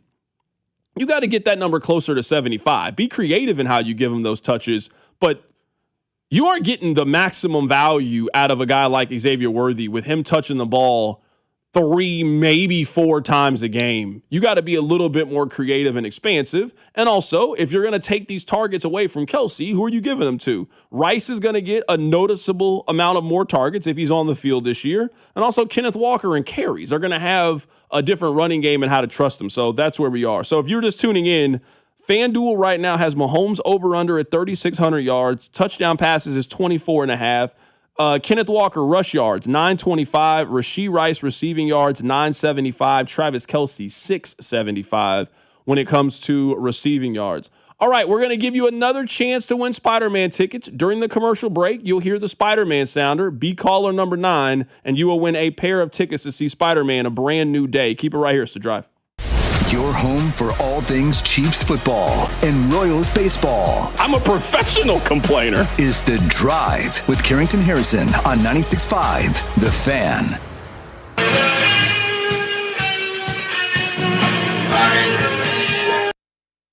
What's up, guys? It's Drew. Look, let's be real for a second. When it comes to performance, good just isn't good enough, just like the teams that we cheer for. And that's exactly why Blue Chew raised the bar for you. Introducing Blue Chew Gold, the revolutionary 4-in-1 upgrade that targets both your brain and your body. Blue Chew Gold dissolves right under your tongue and starts working in as little as 15 minutes. So there's less waiting, more confidence, and a whole new level of readiness. And I've told you before, confidence is key. You know it the same as I do. Get started today at BlueChew.com and see why millions of men trust Blue Chew. Now, with a gold standard upgrade that's changing the game for good. It's not just about function anymore. It's about total performance, both physical and mental. They're turning bedroom performance into an Olympic sport, so go for gold. Make life easier by getting harder and discover your options at BlueChew.com. There's a special deal for you there. Get 10% off your first month of Blue Chew Gold with code KFNZ. That's promo code KFNZ. Visit BlueChew.com for more details and important safety info. $5,000. That's the average amount of money people in the U.S. are now spending on gas in a year. $5,000. That's crazy. If you drive, you have to download Upside, the free app that gives you cash back for buying gas. That's right. You can earn cash back with Upside just for buying the gas you're already buying. You can literally start earning cash back today. I use Upside, and just last year, I made nearly $300. You're putting gas in your car are anyway. Why not get cash back? If you like extra cash, download Upside. I'm saving the cash I earn from using Upside to help pay for a vacation later this year. Download the free Upside app now to earn cash back when you fill your tank. Use promo code FRESH to get an extra 35 cents per gallon on your first tank. You can cash out anytime, right to your bank or a gift card for Amazon and other brands. Just download the free Upside app and use promo code FRESH for a 35 cents per gallon bonus on your first tank. That's code FRESH for a 35 cents per gallon bonus. This July is America's 250th birthday, so declare your independence from low testosterone at Low T Center. Start with a free T-test, stay on treatment for 90 days, and receive $250 back. It's the Low T Center 250 for 250 offer. FixMyLowT.com and book your free T-test. That's FixMyLowT.com. At Farmers, our honesty is contagious. Wait, am I going to catch honesty? Well, when you're with Farmers, it's kind of inevitable. Well, how long does it take to... I lied to you when you asked if I knew what a deductible was. I don't know my dad's birthday, and I thought umbrella policies were for rainstorms. Actual rainstorms. I have it, don't I? You don't just have honesty. You have Farmers. Bum, ba, bum, bum, bum, bum. Learn more at farmers.com. Underwritten by Farmers Truck or Fire Insurance Exchanges or Affiliate. Products not available in every state. DQ presents Being a Miracle Maker. Making a difference in your community has never been easier because July 30th is Miracle Treat Day at DQ. You buy a blizzard tree at participating locations and DQ will donate $1 or more to Children's Miracle Network to benefit your local children's hospital. So on July 30th, buy a blizzard tree and be a miracle maker, a blizzard eating hero, doing their part on Miracle Treat Day. July 30th, DQ. Happy tastes good. Eric Clapton. September 17th. T-Mobile Center. With special guest, Jimmy Vaughn. Tickets are on sale now at AXS.com. I shot the sheriff. Don't miss the Rock and Roll Hall of Famer, Eric Clapton. Is anyone paying attention to rural Kansas? Everything costs way too much, and the politicians in Topeka keep siding with big tech and give a thumbs up to these massive data centers. We need someone who will fight for our farmers and ranchers and all the working people of Kansas. Vicki Schmidt is running for governor. She's the insurance commissioner who is laser focused on lowering costs and taking a stand against these out-of-state tech companies. Vicki's running mate is Joe Newland. He's the former Kansas Farm Bureau president who has spent his career farming himself and advocating for our rural communities. Vicki Schmidt and Joe Newland will fight tirelessly to protect our land, water, and way of life. That's why the Kansas Farm Bureau has endorsed Vicki and Joe. Finally, someone who has our back. Vicki Schmidt and Joe Newland for governor and lieutenant governor. Defend US PAC paid for and is responsible for the content of this advertising. Dustin McIntyre, Treasurer. Not authorized by any candidate or candidates committee. DefendUSPAC.us. For 75 years, Kansas City families have trusted Anthony for comfort, safety, and dependable service. Thank you for trusting us with your house keys. Anthony, in your home for 75 years. Here's your traffic report on 96.5 The Fan. Brought to you by SWL Injury Law, the Car Crash Kings. It's what they do. Visit SWLinjurylaw.com. Okay, I'm seeing some red. There are big backups. 435 northbound at 24 Highway. Left lane is blocked. And southbound 435 very heavy as well. Near Overland Park, 35 northbound past 95th. This crash is blocking the right lane. I'm Val with traffic on 96.5 The Fan.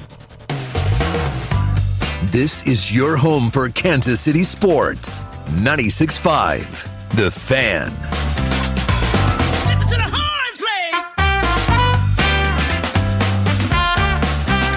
Welcome back into the show. My name is Carrington Harrison. Very happy to be here with you guys. Coming up at the top of the hour, we'll play for you guys what Mark Donovan had to say earlier today. He is the CEO for the Kansas City Chiefs. So just think about it that Brett Veach is in charge of the football decisions, and Mark Donovan, he is in charge of the business decisions. That's probably the best way to explain the power dynamic over there. Rob, how many passes left do we have for Spider-Man? We are down to one pass in the next break. Okay, so the next commercial break. We don't have any more commercials left after the next break. So okay, no, I'm just asking. I just want to be right. sure. I want to make sure that we're giving people a chance. Let me read this because you did a good job putting this together. Listen throughout the day as we are giving away 10 pairs of tickets to see Spider-Man A Brand New Day. When you hear the sounder, call in. If you're caller number 9, you win. The winner can pick up the tickets here at the station, and they will be able to see the new Spider-Man for free at any AMC area theater. Listen for your chance to win. How did I do? Did I do a good job? Very well done. Okay. I will say, since writing that, I will tell you this. The promotions team will get in contact with you to get the tickets. You have to come here to get them, but they're in charge of getting you the tickets. Okay, all right. I don't want tweets or you made it more complicated texts. than it needs to be.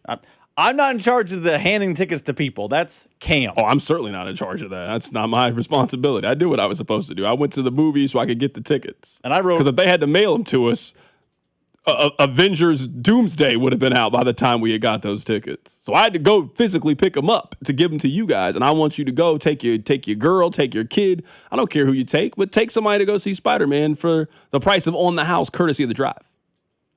Pretty good deal. Here's the sounder.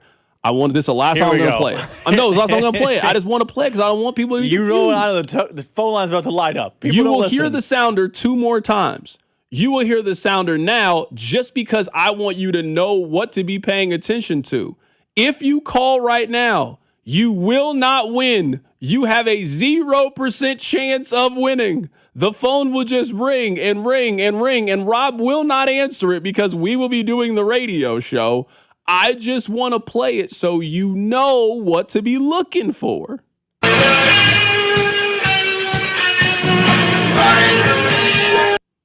That is the sounder. You will hear it 1 more time. That will happen during a commercial break. Then you call. When you hear it then you call. But not now. Later. You can hear it. Rob, were you a Spider-Man as a kid? Were you a Spider-Man fan? Like, I was really big into the 90s X-Men series. That was the superhero show that I was into. Did you watch Spider-Man as a child? I was Spider-Man, Batman as a kid. Those were my animated series. So yes, I was a big Spider-Man person. Also, the 4 people calling in right now, I don't want any of them to win. They should all lose, just out of pocket. Okay, I'm just saying. The text line says, C-Dot, you're confusing. I don't know what to do. The 9 winners we've had so far, we're not confused. They called in. I don't know if lucky. I could have communicated it more clearly than what I just did.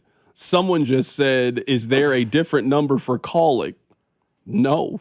The same number that you texted, 913-586-7965, call that number.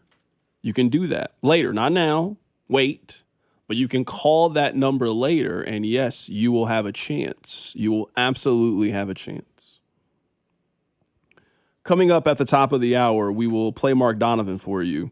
I've been trying to hold this opinion because I don't want you guys to think that I'm down on R. Mason Thomas. I understand why you guys are excited. I'm also excited about R. Mason Thomas, but it's my job to accurately communicate what bothers me or what excites me. That's the job. It does bother me, Rob, that they are so reliant on a second-round pick helping them in their pass rush. He should be a bonus for them in the pass rush. And what you get for him in year 1 should be added to what you already have. If R. Mason Thomas gets 2 sacks this season, the way they are describing it, they are in trouble when it comes to their defensive line. They're in trouble. So I am a little bit concerned about their ability to get to the other team's quarterback if you are telling me that, that's the word that Nate Taylor used. He says they are reliant on R. Mason Thomas. Day 1, day 2 draft pick stepping in, and they need him. I don't feel good if that's the scenario. I don't feel good. Is that a fair concern to have? Yes, but I think it's just an extension of the concern you already have about the edge rush, right? I just think now you're assigning it to a person. Like, can't I say the same thing about, Ashton Gelati? Like, I guess I've seen him get 1.5 NFL sacks, so it's maybe a little different. But I think that's what you're describing could be applicable to everyone not named Jones and Karlaftis on the pass rush side, including edge rusher. So I think it's fair, but I think it's more universal than maybe you're leading on. Yeah, I guess, and maybe this is a way of putting it. let's say that you're somebody that thinks R. Mason Thomas is getting, let's say you think he's going to get 7 sacks this year. That's a good number, right? It's not a crazy number, but that's a good number. I think we all would take that. If he gets 7 sacks as a second-round pick, he's the best pass rush prospect in the second round in like a decade, which maybe he is. Certainly possible. But I've been trying to use the Nick Bonito. They've used Nick Bonito as a reference. Nick Bonito, his first season, got 1.5 sacks. He got 1.5. Now, he started to figure it out, and he went from 1.5 to 8 to 13.5 to 14, and now he is an all-pro kind of player. He was one of the best defensive players in the league. If you think this is going to be something that progresses over time, maybe it starts in year 1 at 3, and then in year 2, he jumps up to 7. And then by year 3 and year 4, as they're winding down that rookie deal, you're now expecting him to take a pretty big step forward. Everybody would sign up if R. Mason Thomas turns out to be Nick Bonito. Nick Bonito, who also was a second-round draft pick. He was the 64th overall pick. I think that's a very realistic kind of guide of who you think he could potentially be, what his ceiling can potentially be. I think, first off, I agree with you. That's a good comparison. I think when people hear Nick Bonito hit their ear, they think about Nick Bonito last year. They don't think about Nick Bonito year 1 and 2. So I think your comparison is good, but when you say I think he can be Nick Bonito, even with the caveat of year 1 and 2, I think what people hear is he's a 15-sack guy like Nick Bonito was. I don't know that's what he is. The Chiefs could really use him to be that guy. I don't know he is that guy. Yeah, and also I guess with Peter Woods, I guess I would say something kind of similar. I mean, do you remember how many sacks Chris Jones got in his first year? It was probably like 5? 2. Oh, wow. Chris Jones got 2. And he was on a... Now, again, Chris Jones went from 2 to 6.5 to 15.5. He took a pretty big jump over his career, and he's stayed there. He's been a guy that ever since that first season, he's been a guy you can count to get you at least 7 sacks every single season. And from that D-tackle position, from that interior position, you love it.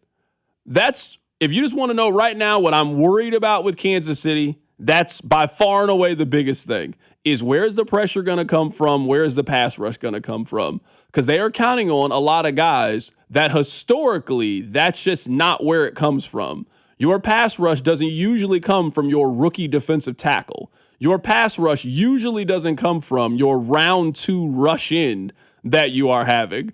It should come from George Karlaftis. It should come from Felix Anudike-Uzomah. He's your first-round pick. He's in year 4. He's been developing, and now he's ready to turn loose and have a career season.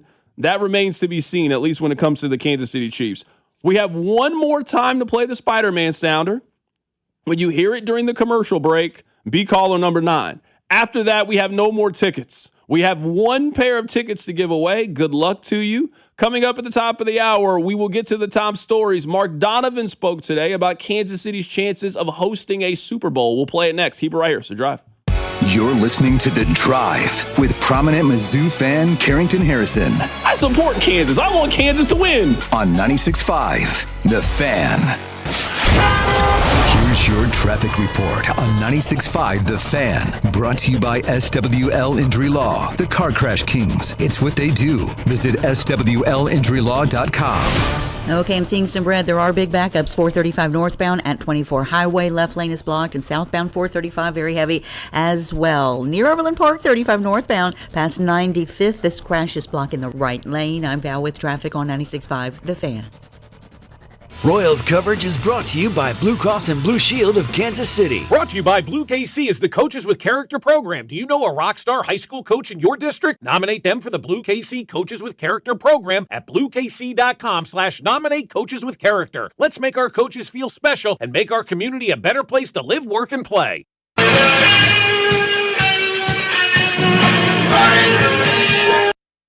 Indeed presents hires you can't afford to get wrong, like a social media manager. Did you just post our Q4 earnings to your personal social media? Oh yeah, used a trending audio and everything. That's confidential financial data. Relax. It only went a little viral. The SEC just commented with the eyeball watching emoji. This is your job for sponsored jobs. This is what happens when you don't sponsor your job on Indeed. Next time, get matched with quality candidates with Indeed sponsored jobs. Visit Indeed.com/hire now and sponsor your job today. What do parents think of back to school at Staples, where supplies start at just 25 cents? Staples has the latest laptops with up to 40% savings. I may hug the cashier. So embarrassing. It's the most wonderful time of the year. It's a wonderful time at Staples with up to 40% off select tech. Staples. That was easy. Visit Staples today or shop online and in the app. Ends 9/12. Exclusions apply. Okay, I have to tell you, I was just looking on eBay where I go for all kinds of things I love, and there it was. That hologram trading card. One of the rarest, the last one I needed for my set. Shiny like the designer handbag of my dreams. One of a kind. eBay had it, and now everyone's asking, ooh, where'd you get your windshield wipers? eBay has all the parts that fit my car. No more annoying. Just beautiful. Millions of finds, each with a story. eBay. Things people love. When you've got real work to do, Metal Supermarkets will help you get it done fast. With a huge variety of metals in stock, we can help no matter what job comes your way. And we cut to size. Because just like taxes and BS, we think metal is better when cut. Metal Supermarkets, the convenient stores for metal. Find a store or shop online at metalsupermarkets.com. The corrupt political establishment. If you're ready to give them the finger, Taylor Burks is your man for Congress. Taylor Burks, America First conservative, outsider, 3 combat deployments as a naval commander. Taylor Burks will stand with President Trump against rhinos and the corrupt establishment. In Congress, Burks will always put America first. He'll work with Trump to deport every last illegal, ban communist China from owning 1 inch of our land, and protect our elections by passing the SAVE Act once and for all. So if you want to tell off the political establishment, conservative warrior Taylor Burks, an America First patriot for Congress. Paid for by Show Me Valor PAC. www.showmevalorpac.org. Not authorized by any candidate or candidates committee. Show Me Valor PAC is responsible for the content of this advertising. Hey, it's Rex here with Rex Buys KC. I get it. Selling your house can sometimes feel overwhelming or scary, right? I've seen it too many times. A homeowner thought they had a deal, only to have the buyer back out at the last minute. That's not how we do business at Rex Buys KC. I'm local, I know Kansas City, and I make sure every deal actually closes like it's supposed to. No hidden fees, no showings, no last-minute surprises, just a fair cash offer and a process you can count on. We buy homes in any condition and judgment-free. So whether your house needs repairs or you just want a fast, hassle-free sale, we can make it happen. If you want certainty, transparency, and someone local who actually delivers, call 816-330-6000 or visit rexbuyskc.com. Rex Buys KC, helping people make smart choices one home at a time. 816-330-6000 or rexbuyskc.com. Men, erectile dysfunction can affect much more than just your sex life. It can create stress in relationships, leading to feelings of anxiety or embarrassment and impact your overall confidence and well-being. This is Jeff for Heartland Men's Health, and we specialize in treating men's sexual health issues to help men find solutions that fit their individual needs. ED is a frustrating condition, and many men suffer for years without seeking treatment. But the good news is that if you're like most men, we have the answer. Our licensed medical providers will evaluate your specific medical situation and recommend a plan designed for you. And these advanced medical therapies work, with treatments having success rates of well over 90%. which means you and the one you love can have great sex again without the fear and worry of ED. You can even last up to an hour or more, and you may just find you're performing like you haven't in years. So call us. Your initial visit is just $99 and includes blood work, a medical consult, and if medically advised, a test dose. And if that test dose doesn't work in the office, your visit is free. Call 844-447-6600 or go to heartlandmenshealth.com. Car, truck, or motorcycle wreck? Remember, Mike's got this. Paid for, client portrayal, and endorsement. Choice of a lawyer is an important decision and should not be based solely upon advertisements. After my car wreck, there was a lot I didn't know. I do know. If you've been hurt in a car wreck, call me. I've got this. Mike's got this. 816-888-7500. Mike's got this. This is Michael Waka from the Kansas City Royals, and you're listening to 96.5 The Fan. KFNZ FM and AM, HD1 and HD2 Kansas City, an Odyssey sports station.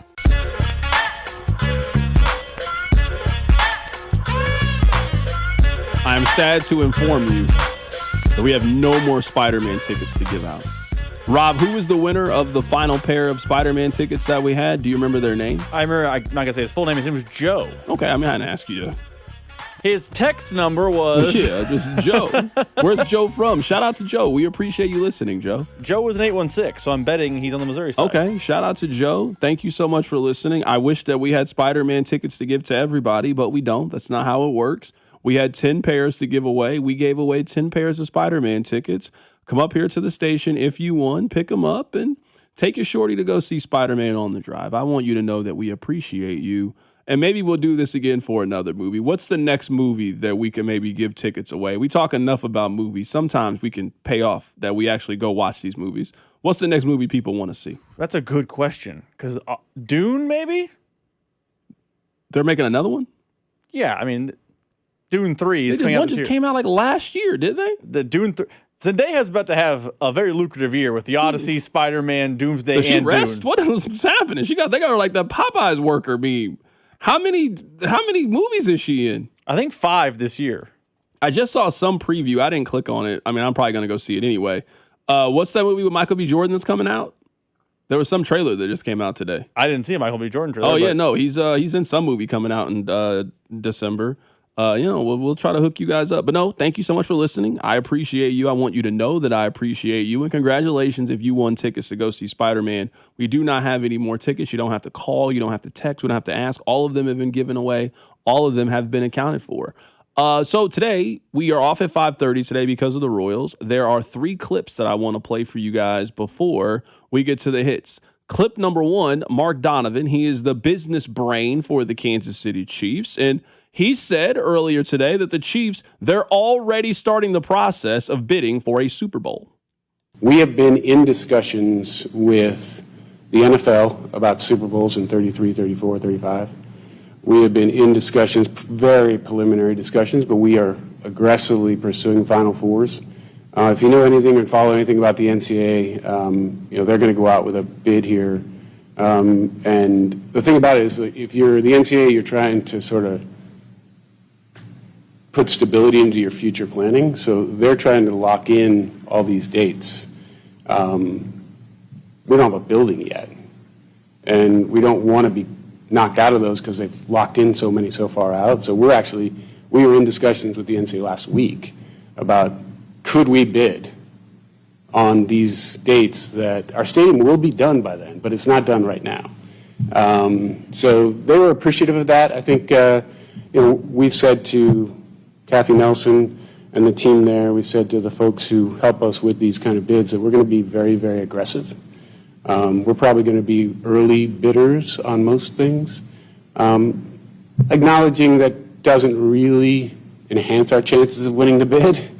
Because I've been on the other side of that, and you really want stability, you want predictability, you want certainty.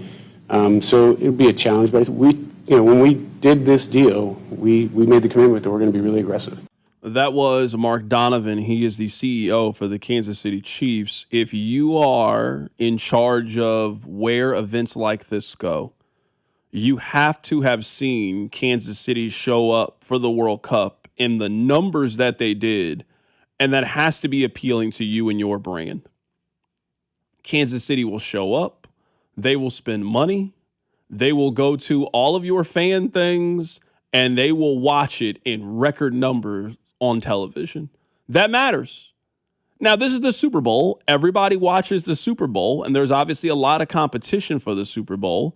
And Kansas City is not a traditional host city for the Super Bowl, but it will get one. That's the precedent that the NFL has set. Detroit got their one. Minnesota got their one. Nashville is going to get their one. There's some cities they're going to go to frequently because people like to vacation there. People like going to Los Angeles. People like going to Miami. People like going to New Orleans and doing things. Las Vegas is now in the rotation for the Super Bowl. It has all the infrastructure, all the hotels, all the clubs, all the amenities, all the Super Bowl things are positioned in Las Vegas. It's a great host city to have it. Kansas City is not that, but the rules have been pretty simple. In most cases, if you build a new stadium, you will be awarded by having the Super Bowl. They are not going to Buffalo. They're probably not having another one in Jacksonville anytime soon. Remember that one? They had the Super Bowl in Jacksonville. We had to put those hotels on the water because they didn't have enough space. It was the NFL will probably not do that again, but they will give Kansas City one. The Final Four, to me, is as much of a certainty of anything because of all the advantages that it would have. The University of Kansas is right down the street. Kansas City is a college basketball hub. The College Basketball Hall of Fame is in Kansas City. It just makes way too much sense for Kansas City to at one point host the Final Four.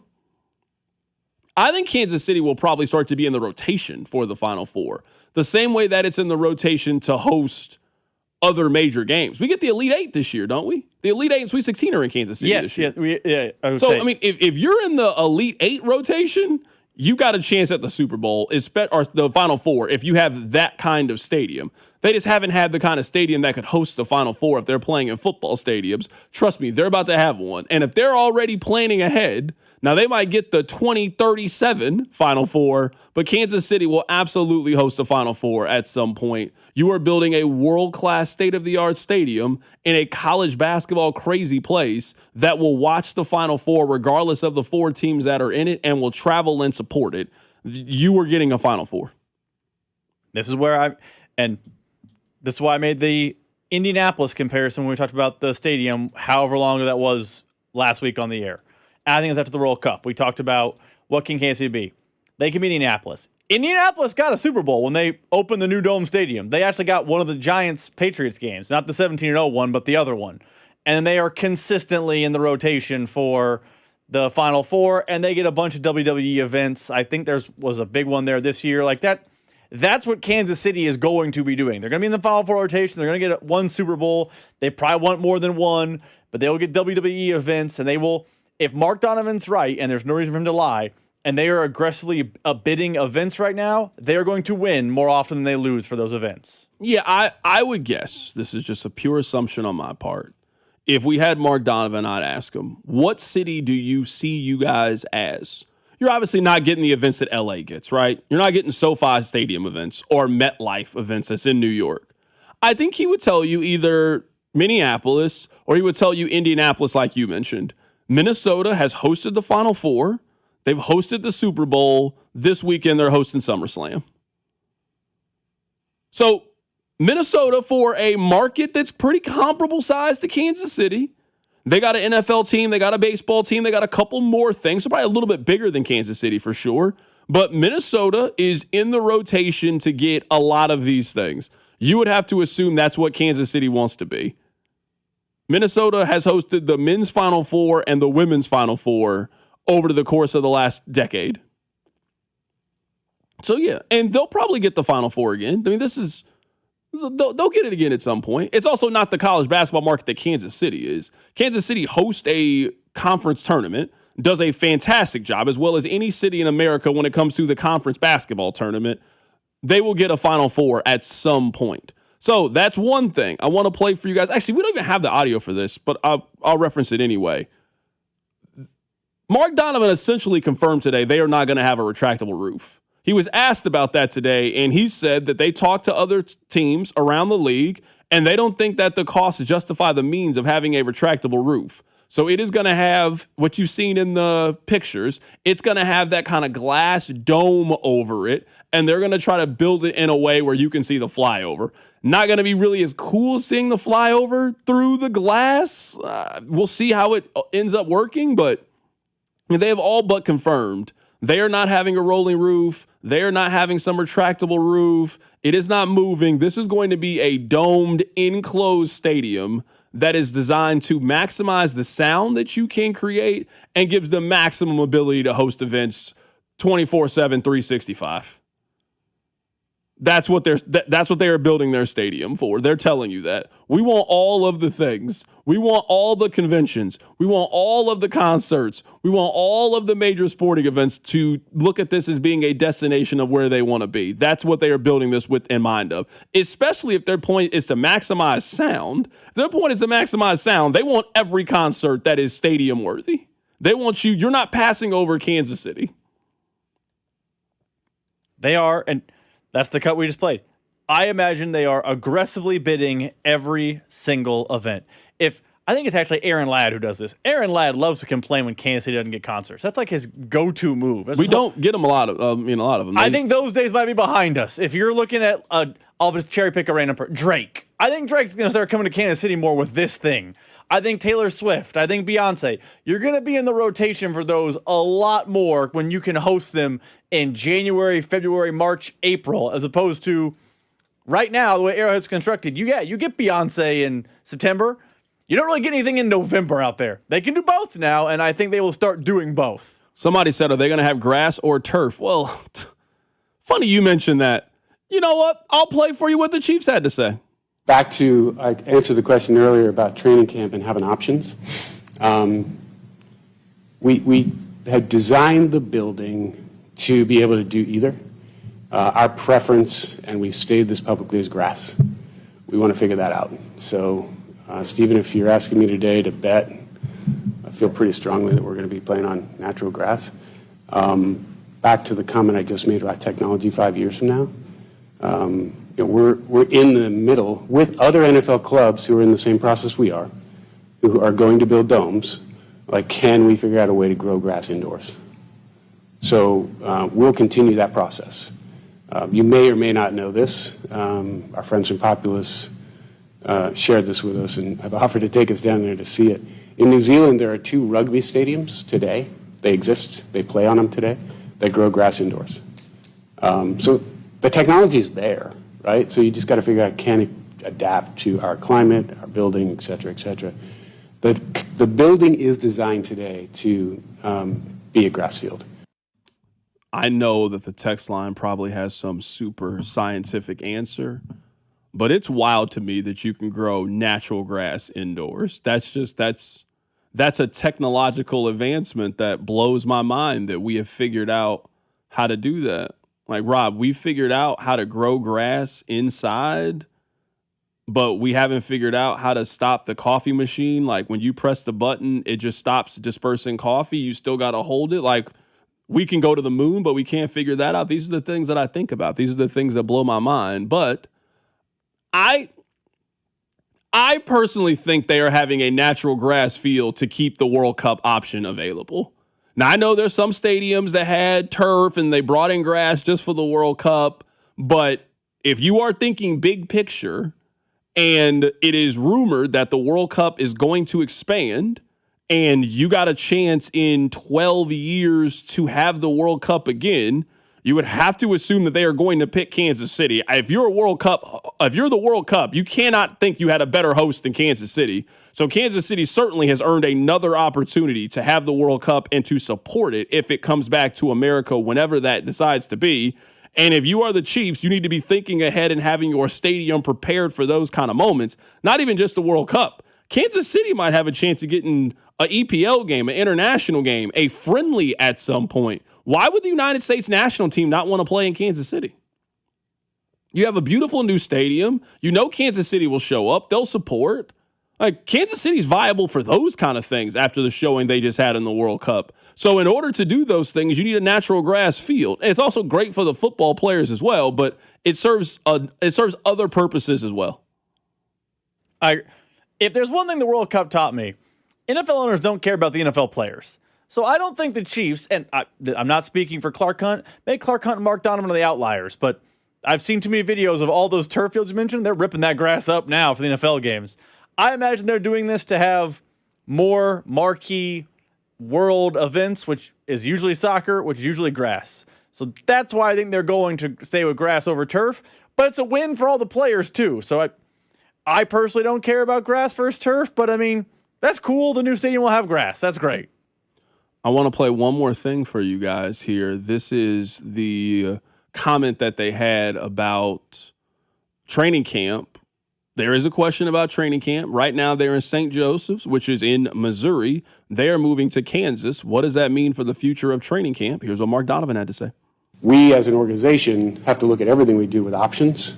So that training facility is going to be designed with the ability to host training camp. We have to have that option. Who knows where we are in 5 years? But that decision will be made year 4 and year 5 as we go into that building because, depending on the head coach, does he still want to go away? Does he see the efficiency? Those things will factor in. We just have to have the options. Of all the things that Mark Donovan said, his comments on the training camp, I just don't believe them. Well, it depends on the head coach, and does he want to go away? I mean, we know the Chiefs. And I'm just going to assume that from an economic standpoint, it would be much easier for them to have it at their practice facility than pack everything up and stay at St. Joe. That this practice facility is going to be built with all of the modern amenities that you would like to stay at. The beds are going to be a little bit nicer. The food's going to be a little bit better. The kitchen area, the weight room, all of those things are going to be new and improved. I don't believe they're going back to St. Joe. They are while they have to, while the practice facility is being built. I'm imagining there has to be some infrastructure placed on all these people that are going to be now traveling to Olathe, Kansas for a football practice. But I find it hard to believe that the Chiefs are going to have this world-class, state-of-the-art practice facility that they are building in mind of hosting training camp, and they're going to let the coach after Andy Reid say, no, we're not going to use that. Actually, I want to keep going to St. Joe. No. I think they're done spending money at that place. That time's over. They already spent the money there. Beautiful facility. And Mo West, here, you can have it. We used it. Thank you. You were a great partner to us. We enjoyed coming up here. But this part of our relationship is over. And now we're in Kansas. So if you enjoy going to St. Joe, I would keep enjoying it. You still got some time. They're not instantly ending that relationship. But by the time this practice facility is done, so 2031, 2032, I would assume that you are not driving to St. Joe anymore, that you were driving to Olathe for football practice. That's what I would assume. I know that my reaction to you saying it might stay in St. Joe yesterday was a little bit aggressive when I said there's no way. I think Mark Donovan's being nice when he says, we'll see what the next coach wants. I have a hard time believing that in 5 years they have a very expensive, top-of-the-line Olathe facility, and the head coach is going to say, I want to be in a dorm in St. Joe, and they say, that's cool, we got you. We'll make sure you're good. I think they are 100% Olathe once it's open, which I think actually might be better for fans because in theory, a drive to Olathe isn't as bad as schlepping up to St. Joe, but I think he's saying all the right things to be PR friendly, and Andy Reid loves, going out to camp, and you don't know who the coach is going to be in 5 years, this, that, and the other. I would bet pretty good money. I would bet it's the pretty big favorite that it's Olathe over St. Joe, no matter who the coach is in the next 5 years. Yeah, someone on the text line says this isn't a Kansas or Missouri thing. They used to go to training camp in Minnesota. You're 100% right, River Falls. They stopped going to Minnesota because of the cost. And it was much more effective for them to basically build all of those things in St. Joe. That time was over. They were not going that far away for training camp anymore. I'm going to guess that this will be the exact same, that the St. Joe portion's over, that we now own all of these things. So when you come out to training camp and, hey, we got a brand new state-of-the-art gift shop for you to come in here and get all your stuff, and you can talk to a season ticket person right here and Get all the information about your personal seat license. Hey, we got it set up with a little band here for a little live music. You need some food. You need all of those kind of things. Yeah, you can do that. If they say they're building it with training camp in mind and somebody else is paying for it, then yeah, that's it. Also, and I don't know this, I imagine they will build accoutrements around the facility, similar to how the Star is in Dallas, that they will own.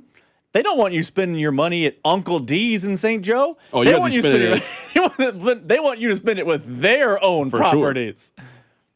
Kingdom Grill. That's their new home. Mitch Holtz about to have his own. He about to be like Emeril Lagasse out there. Why don't you come to the Mitch Holtz's Steakhouse? Yeah, that's what they about to have. That's the second 1587 location, Olathe. Yeah, no, that's what they're about to have. So yeah, that's the plan that I think they're gonna have. Rob, we have to do the Jungle Law read before the show ends. Go ahead. Your workday is over. Oh, yeah. You're headed home, and now you're stuck in traffic. Time to get caught up on the biggest stories in Kansas City and around the country with CDOT and Rob. It's time for the hits. Number 1. Carrying the hits brought to you by Jungle Law. Call the lawman at Jungle Law, 816-816-9111. If you've been injured in a motor vehicle accident, time to call the lawman. And be sure to watch the lawman get roasted for a good cause this Saturday, August 1st at the historic Uptown Theater. Rob, can you turn the music down for a little bit? What's our out time? I know we got to get out soon. What's our out time? 23:49. Okay, we got time. Can you turn the music off? You will be stunned to hear this from Nate Taylor. Wide receiver coach Chad O'Shea is likely not going to be thrilled when he rewatches today's film. O'Shea's group was the most disappointing for the Chiefs during their first team practice. The only standout was rookie Cyrus Allen. You're telling me the Chiefs have a problem at wide receiver? That's what you're telling me? I'm shocked the coach didn't fix the laziness. Knock me over with a feather. I can't believe that. I never heard this before. Day one of practice. Hey, the wide receivers, disappointing. Wow, I never